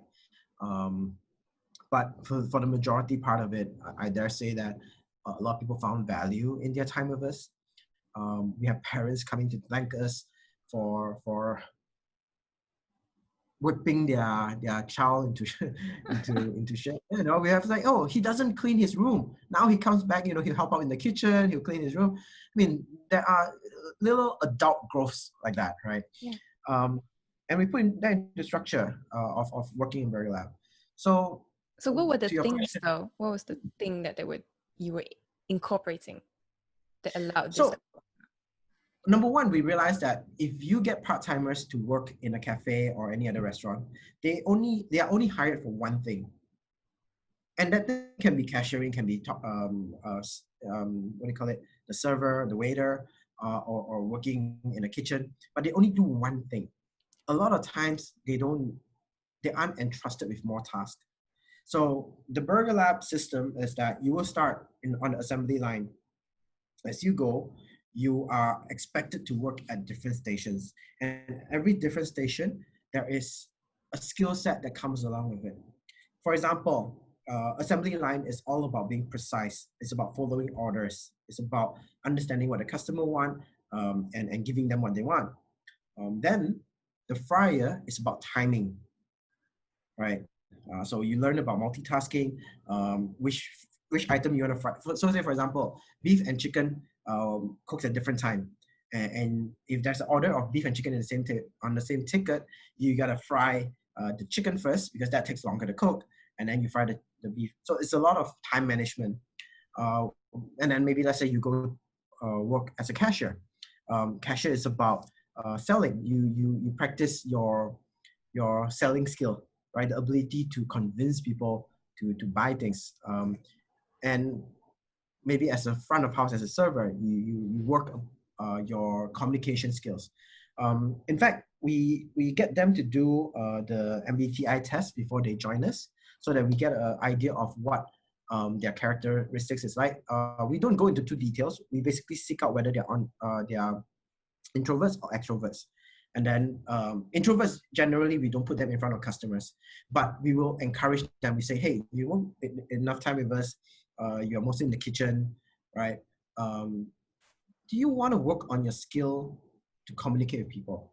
So instead of saying, hey, you go work in the front of house right now, talk to customers, learn how to talk to customers, the first thing that most young people will feel is fear and resentment. Why are you forcing me to do something I don't want, or I don't like? But if everything is about, hey, would you like to learn this? Very rarely do they say no, because it becomes a challenge. It becomes hey, I can be better. And of course, we do have a lot of things in place. Like before the shift, we have a pledge. We promise to take care of each other. We promise to. So there's a lot of things that, while they might hate it, while they might think, oh, this is like really boring old man stuff, but it becomes ingrained in them. So learning to grow from day one is something that they hear a lot. But when it comes to push a shove, and they are pushed into a position to try something new, they will usually do it. So when everyone else around you is getting acknowledged for, and we have this, we gamify the system whereby if they become good at a certain task or station, they get a card that The level says, up hey, culture. level up culture. So when everyone around you is seeking to level up, and again, young people are a little bit, they get, they're very impressionable. They're like, hey, I want that too. And that's how we are able to get them to have that keen, eager sense of wanting to learn new things. So structure-wise, we allow the store managers to decide how it's done, but we provide the tools and the communication and the language, so that learning is that daily communication. And at the end of the shift, they will have a debrief where they will pat each other on the back, good job, and apologize in general for the mistakes made. Even if they didn't make a mistake, they in unison, they they have a pledge that they have to say together. And then after that, they will have a debriefing to say everyone from every station will get to vent their frustration. Hey, I asked for this, you didn't give me this. So whatever that happens that day stays there. They come back again, and repeat that process. So I can't really tell you exactly what they learn, but it's when you're in that environment, it's all about, hey, if you make a mistake, that's okay, but how are you gonna learn from it? How are you gonna do better from it? Yeah, so that's what the Burger Lab ecosystem is. Yeah. Yeah, I love the way that you put their well-being and their growth at the center of everything that you're doing. And I was just wondering, because right now I understand you have Sorry, can I 80 just just to interrupt you a little bit? The reason why I do that, Yeah. or putting them at the center of what we do, because there is a belief, because the first person that I want to take care of is actually the customer. And we realized that to take care of the customer, you have to take care of the team first. And I'm not the first person to say this. I believe Tony Robbins, there's a host of people who have said this. If you take care of your staff, and there are different ways, some is just by paying them a lot. But if you train them well, right, then naturally they'll take pride in their work, and that will reflect on how your customers treated. Because too many times in F&B, when the staff don't feel like their job has any meaning, I'm just making a burger versus I'm making someone's meal today that can make them happy, right? Why did this person choose to come to our restaurant today? And we always put that in a context where, you know what, our burgers is not cheap, right? If someone wants a burger, they can go to McDonald's. But why did they choose to come here today? To pay for a 20 to 30 ringgit burger. They want it, they want, they're buying happiness, right? In the form of something that they can enjoy. So you have that sacred duty of creating a product that can make someone happy. And when you give them that context, they put that little bit more care into it. Again, it's not perfect. There are off days, but again, that's how we push that narrative to the team so that they take care of their, And of their customers. correct me if I'm wrong, but I think that also shows in where you decide and when you decide to open a store. I think I read somewhere that when you open a store, you open it for a person that you believe has trained up to be in a position where they're ready to run a shop. Is that correct? Yep, something that we believe in. However, that has shifted a little bit. I think in the coming years, we do plan to accelerate our growth. Yeah. So we will open when they are ready, for sure. But it's not specifically just for the growth of one person. But the first 3-4 stores, I dare say that. Yeah. When we open, it was, hey, this guy is ready. Because we honestly, BurgerLab is, we never set out to be, hey, we want to have like 100 stores. Because if we wanted to, we would be there today, right? It was, hey, let's keep this small, let's keep this to a community thing. But we realized as people rise through the ranks, they would hit a ceiling. And there are people who love the brand that wants to stay on, and you can't have 2 store managers in 1 store. So that's when we say, okay, it's time to open a new one so that this guy has, his own store to take care of. Yeah. But it's something that would be a legacy, would be a bit of a legacy story rather than, that's how we're going to move forward. Yeah. And let's jump back a bit to that whole virality moment. As I understand it, that whole thing lasted for 2 years before you started seeing that impact on your sales when people started to be less drawn to it, I suppose. So did you anticipate that drop after 2 years, seeing that sale jump from, I think, 5 figures down to 4 figures, getting lower and lower? Yeah. Was that something you knew was coming? We knew it was coming. We just didn't know when. But we saw it. And it's not so much a when it was coming, sorry. I think we didn't know when it was going to stop. So what used to be a 12,000 ringgit sales, and it became 11,000. And then over a few months, it became 10,000. Then it became 9,000. And you're like, when does this plateau? We were told that it will plateau. The question is, was it going to plateau at 2,000, 5,000, 6,000? That's where that big question mark is. Um, but now, in hindsight, um, I would have easily calculated that, because all you need to do is, you have 5 to 10 o'clock, people come between 7 to 9 for the most part, and you know how many burgers you can serve at a time. You will know where your sales is. When we were trending, it just didn't make sense because people were coming from 4 to 10, 4 to queue up, right? So when in our first that second year that you mentioned, yes, it was a bit scary, and we didn't know how to calculate it, because to us, people coming in at 5 o'clock was normal. Yeah. So and over the years, I've seen friends who open restaurants that have gone through that cycle, right, where they open up, like for example, Renyi Chin wasn't busy when they first started. They had to put their effort into letting people recognize them as a go-to place. Right now, every weekend they're packed. Right. I think that kind of growth is more sustainable. That's why you see a lot of brands that go into a trending cycle fail to have that sustainability. We got lucky. We really got lucky, and we were able to figure things out, over the years. We made a lot of mistakes, because when you were making like in 2 hours or 2 hours of sales, you were making like 10K of sales, right? You didn't know what was normal. In fact, we started splurging a little bit, not on buying equipments, but hey, next Monday, let's go have a little bit of a retreat. We were taking a break every Monday, and we were actually spending on the team. Not that that was a bad thing, but in hindsight, we could have splurged less. We could have kept it to, maybe just steamboat in the store rather than going out to a nice dinner every other weekend. So what I'm trying to say is that you really don't know how things are supposed to be normal, especially when you're trending. And a lot of people don't know how to handle that instantaneous fame sometimes. It's just like winning the lottery. You hear a lot of these stories where, people who win lotteries don't know what to do with their money, and then they squander it all. We had a bit of that, in fact. And you don't know what was normal until normal came. I think after that, once you found that normal, you also found ways to peak yourselves with unicorn products, the things that make you really popular nowadays. So Yeah, we can had to.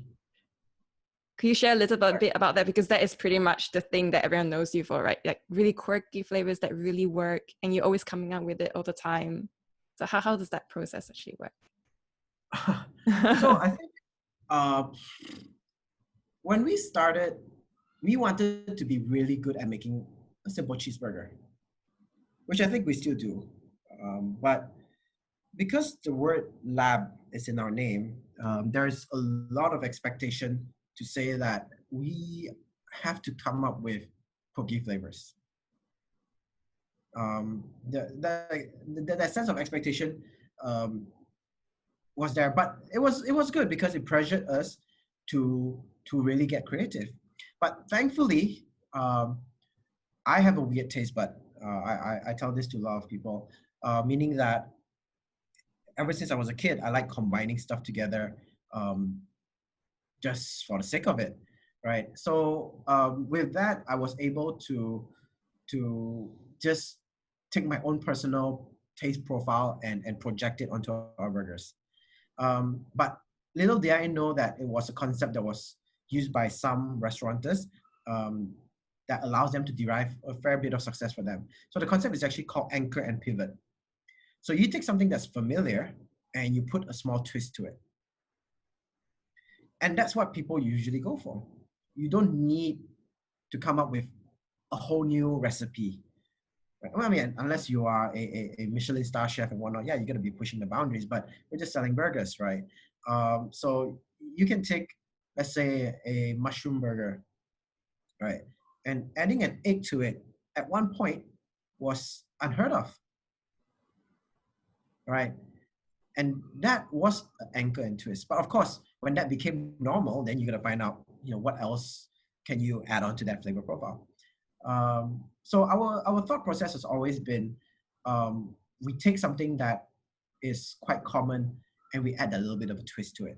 And a lot of times it's very easy. You take something that is Western and you combine it with something that's Asian. So say for example, you want to talk about pickles. The Western call it pickles.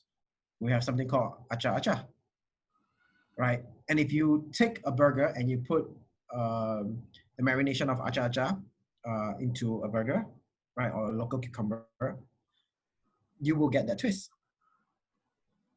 For example, another one, our latest creation, not latest, our current promotional product, which is the Nasi Lemak burger. Um, a lot of people say, hey, your Nasi Lemak burger is not Nasi Lemak burger because there's no nasi. And I'm like, if you want nasi in your burger, then you eat a Nasi Lemak lah, right? The idea here is how do we take inspiration from the flavors of a Nasi Lemak and put it in between two buns. So I'm quite proud of our creation because it addressed a few hurdles that a lot of people didn't do, and we addressed it and we created a quite a formidable product. So what is expected in a Nasi Lemak? Okay, you're gonna have your coconut rice with lemak, right? You gotta have your anchovies. You gotta have your kacang, and if you want a little bit indulgent, you need your fried chicken, right? And then you have your, and this one I hate, but you always find in some nasi lemak a slice of cucumber or two, fresh cucumber. I absolutely hate it. Yeah. So okay, so we have all these ingredients. How do we turn it into a burger? So the chicken is a no-brainer. We already have fried chicken, right? The ikan bilis.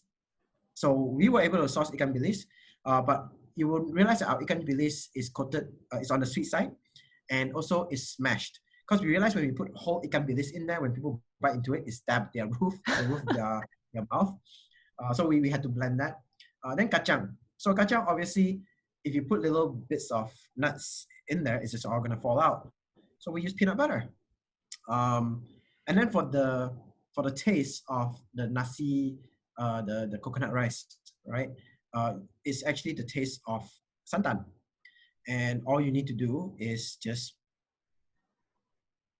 recreate that flavor in another form. And to me, it was rendang.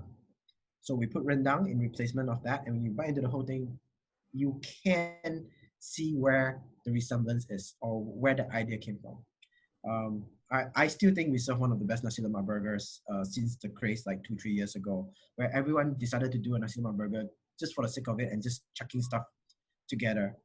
But there wasn't much thought process that goes into it. Oh, sorry, and there was an egg in there as well. So all this came along. And I believe that yesterday you tried the Elvis Burger, and you probably want to ask a little bit about that. The Elvis Burger is a combination of IKEA meatballs and PB&J sandwich. So the idea is we all grew up eating PB&J in some, at some point. And then IKEA meatballs, you have your beef meatballs with some, I think, what berry? Lingonberry, I think they're called. Yes. With the So, Swiss meatballs. Yes, that's correct. So putting jam on your meat is not unheard of. So I was really fascinated with this burger that already existed because Elvis did love eating it. He likes his cheeseburger with banana, bacon, and peanut butter. But we didn't do that because number one, we wanted to be a halal establishment, so we didn't serve bacon. And I try not to touch beef bacon unless it's necessary because it's just different taste profile. I didn't want to do bananas because it was very hard to get consistent bananas. So we thought, okay, how do we twist from there? That's where, combining PB&J and IKEA meatballs came together. And we called it jamming with Elvis, like you jam. Yeah. And we put blueberry jam. So the version that you had is actually the latest version where we made our own blueberry jam. Because prior to this, we actually buy, from a distributor. I forgot what's the brand. It's a pretty decent blueberry jam. However, due to MCO, they couldn't bring in any more of it. So again, we were faced with a challenge, and we were like, okay, screw it, we'll just make our own blueberry jam. And yeah, we in fact we'll be selling our own blueberry jam soon. So so that's how we came to be. But that sweetness, that creaminess of peanut butter with in a cheeseburger, it just makes sense. In fact, if you think about it, although people disk it in the Eastern cuisine, like Chinese cuisine, it's quite common to put peanut in even satay, right? It's peanut sauce. So meat and peanut does go well together. I think it's a jam part that throws people off a little bit. Yeah. And I think maybe it's like when you explain it, it makes so much sense to put it on burger. But I suppose because no one has done it before, somehow you just don't see, it's like two worlds colliding and you don't see it until you have it and you go, actually, that could work. Yeah. Well, wait till you try our next month's feature burger. It's combining East and West together, and we call it the world's smelliest burger. You want to take a guess what's in it? Is it durian? No, I know you have asked this question before and someone said durian, you said it wasn't. It was something else. It wasn't durian. So Malaysian, we would consider petai as a very smelly dish. Yeah. Right? And then the Western, what do you call it? The Western ingredient that's smelly. What do you think it is? Blue cheese. Blue cheese. Yes. There you go. So those two products actually don't go well together. However, I discovered that when you're pairing with flavors, if A and C don't go well together, but if A and B goes well together, and then B and C goes well together, you can put A, B, C together, and it will bind that harmony. So what makes these two products goes well together? You want to take a guess? I'm actually not the cheese. So maybe blue cheese is already the cheese part. Sorry, the cheese part. All right. So it's a fruit. All right. So sambal, there's one version of sambal that has a fruit, a local fruit. Pineapple, starfruit. Yes. Pineapple. All right. And then blue cheese, you eat with fruits. And if you eat blue cheese with pineapple, it's actually not a bad combination. I don't know if a lot of people try that. Not tried so when you have those three together, it just works. Don't ask me why. It just works. Wow. So how long does it normally take to come up with this? Surely you must have go through many variations and gone, okay, what works, what doesn't work? So most of the time, it just works because I've had experiences. I combine personal experiences and I go like, hey, I've tried this. I know this works. And we put it together. It generally does work. Of course, we do have a lot of failures, but usually it's not because of the flavor combination, but it's just because it's difficult to execute. And speaking of that, right? Do we make the best burger in KL? The answer is no. There's a lot more, smaller independent burger joints that does a better job. But so why is that the case? The reason is because when we are at a scale that we are and we serve as many burgers as we are, there's certain things that we can't do. Say for example, cheese, right? I would like to use more cheese on certain products so that I can call it like a triple cheese or a quadruple cheese burger. But on the logistics side, it's very difficult for the team to execute. So I can't do it, right? So just based on that, there are a lot of things that we want to do, but we can't simply because of how big we've grown and how fast we need to serve. Yeah. For example, there's this, and I'm going to give a plug. There's this restaurant called Ming, which is near the IKEA area. I forgot what's that name of the area. So they have this really popular deep fried burger concept. So it's basically burger ingredients that's wrapped in a dough, and then they deep fry the whole thing. I don't think they were the first to invent it, because I've seen it in the States before. I wanted to do it. I saw it, I tasted it, I was like, man, that's really good, right? How come I didn't copy this idea from the States before? And we tried to do it, and we had a really good product, but we couldn't roll it out because it needs to be made fresh. It's not something that I can have my centralized kitchen pre-made ahead of time, wrap everything as I see, freeze it, and then go to the store and just fry it. Because when it's such a thick product and you deep fry it, inside it's not going to get warm. So in Min Mints, if you order it, it's one of those products that says, please give us at least 20 minutes to make this product for you. So in our facility, it's just not possible. So we have a lot of these products where great products where it doesn't make it to the menu simply because it's not logistically possible, and that pains me, right? Who knows? Somewhere down the road, we might have a BurgerLab signature where we dedicate, a little bit more time and expertise towards all this more gourmet burgers. I don't even call it the current burgers that we serve gourmet burgers, because I believe there's a higher standard above that. Yeah. And I think tagging on to that, I was listening and you said there is something coming up. You're going to do a brand guarantee for customers, because one of the big barriers for you is not just how long it takes to prepare a burger, but that it's so different that people might not want to spend 20 ringgit on that burger. Sorry, come again. What brand guarantee? It's like you were saying that if people with 2 bites they don't like it, then they can I've return it. mentioned this before. We found we haven't really launched it, but it is something that anyone makes a complaint and say, hey, your burger sucks. We'll immediately either get you a new one. If you want a refund, I'll get back to you. Yeah. But it's something that we've promised, we've done along for since day one. But I wanted to make it so much so that it stays outside. If you don't like what you eat, I will. It's a money back guarantee. Mm-hmm. So sorry, what's the question? Why did I do this, or why are we doing this? Like, were you not concerned, for instance, that people might just give it, or you were so convinced that your product was good?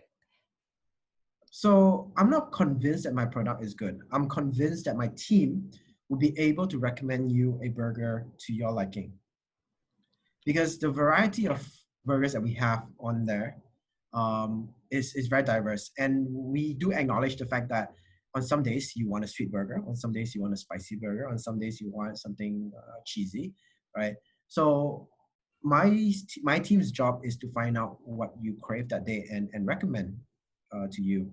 Now the products are 90%, 95% consistent. We do have that 5 to 10% where off days and then things get messed up.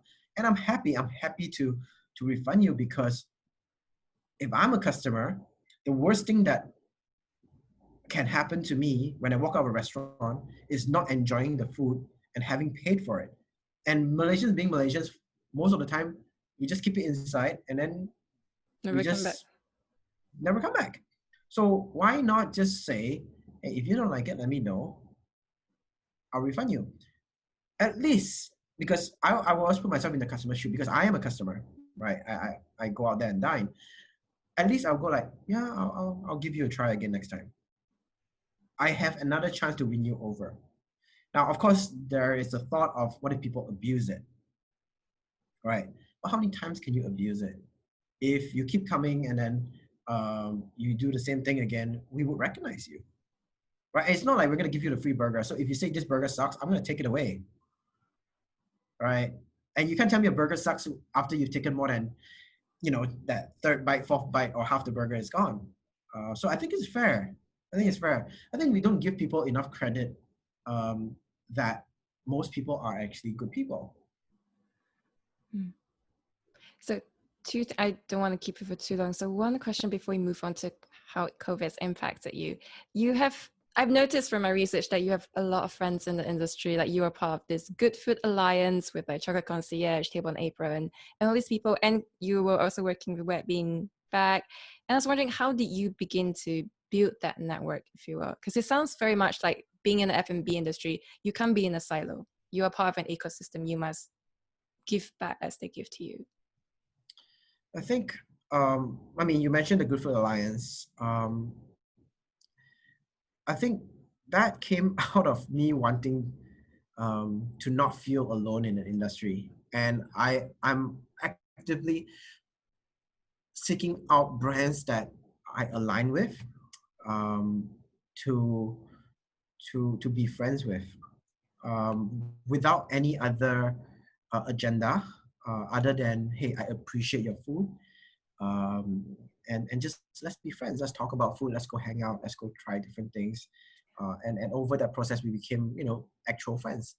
How it started, I think what opened a lot of doors was because I could say I was the owner or the co-founder of MyBurgerLab, and immediately people were, well, there's a, and I hate to say this, but when you have a certain branding, it opens up doors, right? If I was a nobody and I say, hey, I like to be a friend, you most likely get a fuck off, right? Um, but being a co-founder of Burger Lab has its perks. If people recognize me, they'll come and talk to me and whatnot. And I'll be honest with you, I'm an introvert. I'm an ultra introvert. In fact, I need a lot of alone time to recharge. Um, and I do not take for granted um, the perks that is shown to me, and yeah, I mean the hospitality that's shown to me. Um, and why I started GFA was simply because I wanted to extend the same courtesy that Red Bean Bag gave us to a bigger group of people that I felt could use that that sense of community.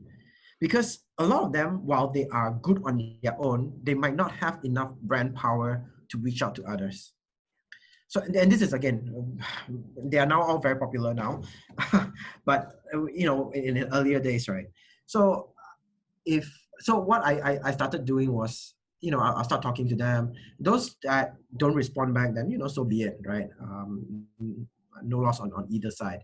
But those that respond back, and then I go a few more times, and I talk to them, realize that hey, they have the same philosophy as we have, um, and and that's when I would propose to the rest of the GFA team and say, hey, I would like to nominate this person to be a part of the team. I think, his expertise in this field, or like, he's I think personality wise, he jives with us. Yeah. So, and the group is supposed to be democratic, where people can nominate people, and then but at the end of the day, they just leave it to me. Just to say, when you just decide who you want to bring into this group. I mean, we are kind of comfortable right now. We have like a group of 12 different brands, or 13 different brands in there, and we don't want to make it too big, otherwise it just becomes a little bit less close, like you're not as close. Yeah. So how it started, sorry, I deviated a lot. How it started was simply Red Bean Bag and us were close from the start. Sean and Singy, who interned with us and then started Strangers, also maintained a close relationship with us. So it started with Red Bean Bag, Yellow Brick Road, us, and Strangers. So that was the main four. And then over a period of time, like I said, I made more friends. And then I'm like, hey, you guys want to join this little gang of ours? And that's how it grew. Yeah, and we are really good friends. Yeah, that's incredible. And let's move on to how COVID impacts you, because you've been here for so long. And I read that, when you were approaching this uncertain period, you adopted a mantra of your mentors, which is when you're lost and you don't know what to do, the first thing that you can try is to be kind. And yeah. And I would love to hear how you thought of implementing that through MyBurgerLab as you are trying. I mean, like right now you are in survival mode, right? You can't even expand. So how can you be kind while ensuring that you don't go under and can still pay yourself?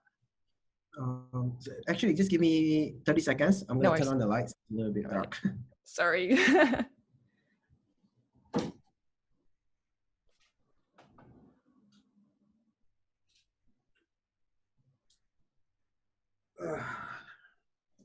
All right.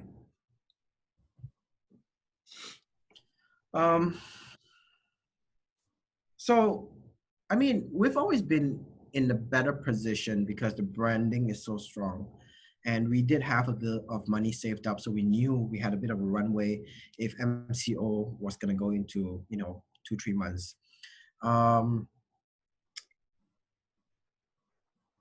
So we knew we had reserves to help people out. So the first thing that we did was, okay, we're not going to go into a business mode where we're going to sell. We're going to turn our platform into a bit of a information center. We teach people about how bad COVID is, wash your hands, why you should wash your hands, and then inject a little bit of that BurgerLab humor into it. Start using e-wallets, don't use cash. So those were a start. Just being. It's not about selling anymore, right? Because obviously all our social media platform is about sharing, but at the end of the day, you are trying to sell a product, right? Let's not disguise that. And then after that, it was reaching out to fellow restaurateurs. So I created a group through the encouragement of a friend, where there are now it grew into like 1,000 plus user base, where most people there are within the F&B industry, to just have a sounding board and to update each other of the latest news, because at that time everyone didn't know what was going on. So it was just connecting dots. It was just using the resources that we had that was free, to just again connect people, because when in a crisis, the first thing that you will want to look for is a sense of security, a sense of stability, right?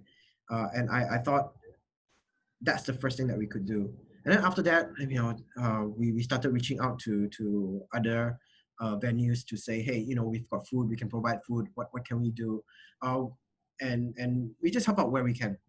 So we have had a lot of connections over the years with hospitals and whatnot. So just behind the scene, we support where we can. And then of course, our staff, we had to not lay off, but because we use a lot of part-timers, we had to cut down the hours.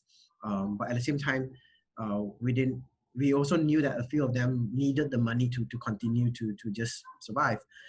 So we had an initiative where we said, hey, if there are tasks that you want us to do, we can put our gigs to good use and we'll pay them for the hours. So this was just a few things that we could cook up in the first 1-2 weeks. So that's how we responded, because we were just waiting for information, for things to just pan out to see how we should react. So instead of just sitting idly there, we just did what we could within our means. Yeah. And I think that you also were taking in hotel interns who could continue their internship. That was much later on that we realized that a lot of hotels closed down, and then interns were the first to drop, and then some were just like 1 month shy of getting their internship done so that they could graduate or whatnot. So we just offered the place, because it's no difference from someone. So when someone works with us, usually we would expect them to work about 3 months, but we thought in this current climate, it wouldn't be too much effort for us to just host them. So at this point in time, where do you see the future of MyBurgerLab? As a business or as a restaurant? I think it's two different answers. So as a business, I want to continue expanding. I want to grow the business to something that will be recognizable, hopefully on some international, standard. On the restaurant side, I think we're still discovering what we can do. BurgerLab, for what it is right now, will continue, will be the main brand. We have developed a few new verticals during MCO, selling our frozen products. And in fact, we are also, our home kit, which has developed into a whole range of product. Instead of a one kit where you get, selected, you can buy anything that's within our menu for the most part. And that is slowly growing into a burger solution business. So we have a few restaurants that we are working with that is asking us, hey, I run a restaurant, I run a cafe, but I serve a lot of things. Can I serve your burgers? Can I buy a home kit? And we're like, okay, don't buy the home kit. Let me create a burger with you, and then you can put my brand there, right? So we are starting to do that. So we'll be, my thought is, if Ramly can do what they do on the street level, right, on the street food level, I think we might be able to give that solution. So every single restaurant or cafe that is out there that wants a burgerless solution, and because we are recognized for the quality that we have and the creativity that we have, I think it would be win-win. So if people come to a cafe that sells my Burger Lab collaborated burgers, hopefully it brings in a little bit of customer. And I think we've tested that with Strangers at 47 and Yellow Brick Road, and they sell quite a substantial amount of burgers per week because people just coming in here, they don't want just to eat crepes or just eat pasta. They have options, and having that name behind them gives that assurance that hey, the burger is of quality. So that's a new business venture. And I wonder, so I read this to close up, that you once quoted this restaurateur of 15 years who said that if you have an enemy, you recommend him starting a restaurant because he will die a slow death. I've been trying Yeah. to find who said that and I can't find it. And I wonder how you feel about that statement now, given that you've been here for 8 years. I mean, you gotta love food. You gotta love, to some extent, people as much as people are gonna annoy you, both customers and staff. But that's life, right? But F&B, the only problem is that it is a lot of times thankless. You can do a lot, but um, people, at least in Malaysia, there is not much appreciation for the F&B folks. Yeah, I think you So recently hit the headlines as well, right? They were scolding your staff too. yeah, I mean, maybe. Yeah. Yeah, that's quite common actually. I mean, Yeah. sometimes our staff do screw up, but people do expect a lot from the service people while not expecting to pay more. Honestly, I wish I can pay my team more. As much as my burger is expensive, a lot of it do go into training. A lot of it do go back to the team, and we have kept costs as low as possible, but it's still in that 40% range. If you talk to any F&B owner, they want to keep costs below 30-20%. But for the quality that we serve, it's very difficult. So if you want good service, if you want good people to be serving you, the cost of running a restaurant is actually a lot higher. And that's why you see a lot of restaurants um, forgoing service and trying to serve something that's cheap and tasty. Um, but and that's the general market, and that's why you get consumers who are so trained to accept that level of service and to generalize and stereotype that hey, these people in service are usually uneducated, um, are not deserving of our respect anyway. So that is quite common. So anyway, back to your point of do I feel the same about that? I mean, if you're in any job that you don't like, is a torture. But in F&B, because we're in it, I can say that if you're not into people, you're not into food, you will not enjoy it much. A lot of people like to romanticize the idea of running a restaurant or a cafe, but there's a lot of work that goes into it. So on that note, I mean, like we don't have time to cover MyPizzaLab and MyBobaLab, which we are not doing anymore. So let's wrap it up with the question of, given all your experiences and having, worked in Yellowstone and also run your own side business before that, do you feel that you have found your why? I found my ikigai. I think I found my ikigai. Are you familiar with that? Yeah, it's a Japanese concept of your reason. Yeah, so if you do what you love, you get paid for what you love, and what you do is needed by the community. I think that's the three. What is that for? Anyway, and you find that happiness. I do like what I do. I do get paid well. I think people do need what we serve them. Um, I am happy. I am happy. I mean, I'm tired because uh, the business was actually fairly stable just before MCO. And I was like just having a time of my life traveling and then just getting fit again. And then MCO happened. I mean, again, this is just me bitching, but everyone has gone through the same problem. But I thoroughly enjoy what I do, although this couple of months has been a little bit strenuous. But again, we are all experiencing that together. And what kind of legacy do you want to leave behind? I haven't really thought too much about that. I don't think that what I do, um, I mean, the legacy is what people perceive it to be, right? Some people can say, oh, we reshaped the burger industry in Malaysia. Great. Some people might say, he helped a lot of young adults discover who they are. I mean, that's great too. Um, to me, I do what I find purposeful. And at this point in time, what I find purposeful is giving people opportunities that either I wish I was given or I was given. Because I think in this world, people don't help each other enough. And if we can help one another, um, the world would just be a better place. I think, I mean, and I hate to say this, but we live in a Trump world because as much as we're not in the States, but what he does, what he says, his ideologies, it does get a lot of airtime. It does somehow normalize it, right? I can't imagine another 4 more years of Trump world, It might be real. it might be real, and it also sets the precedence for other politicians, even in Malaysia, to start behaving as such. You can tell lies and get away with it, and that's the danger because we live in a world where social media can be shaped. If you have the money, you can dictate the narrative, and it's a very, very scary world out there. And usually it's the bad people that would do such a thing. Good people would just live their life and just be, do good.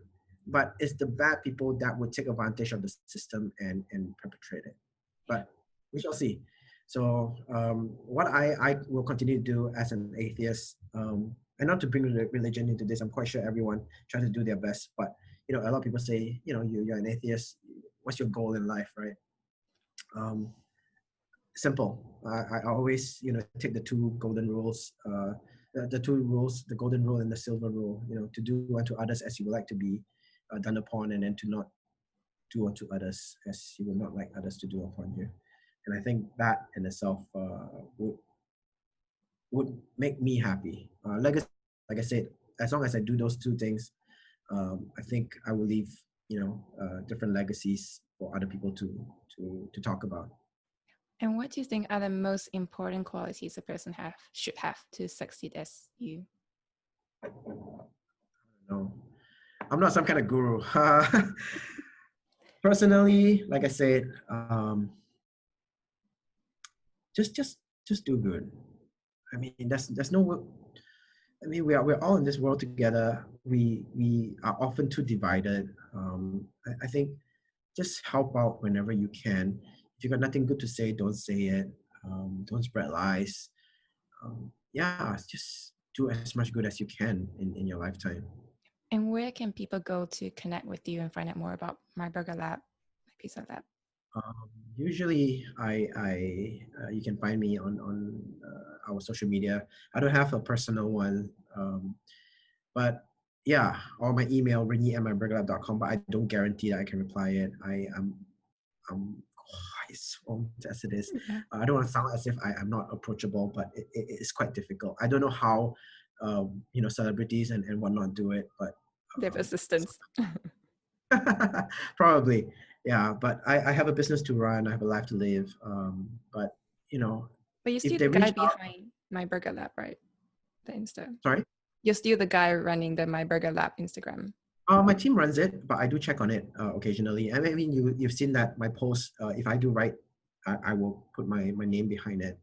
I think the brand still needs a face to it, good and bad. But yeah, if someone needs help, if they tell their story, and if I can help in some way, I will do so. Yeah.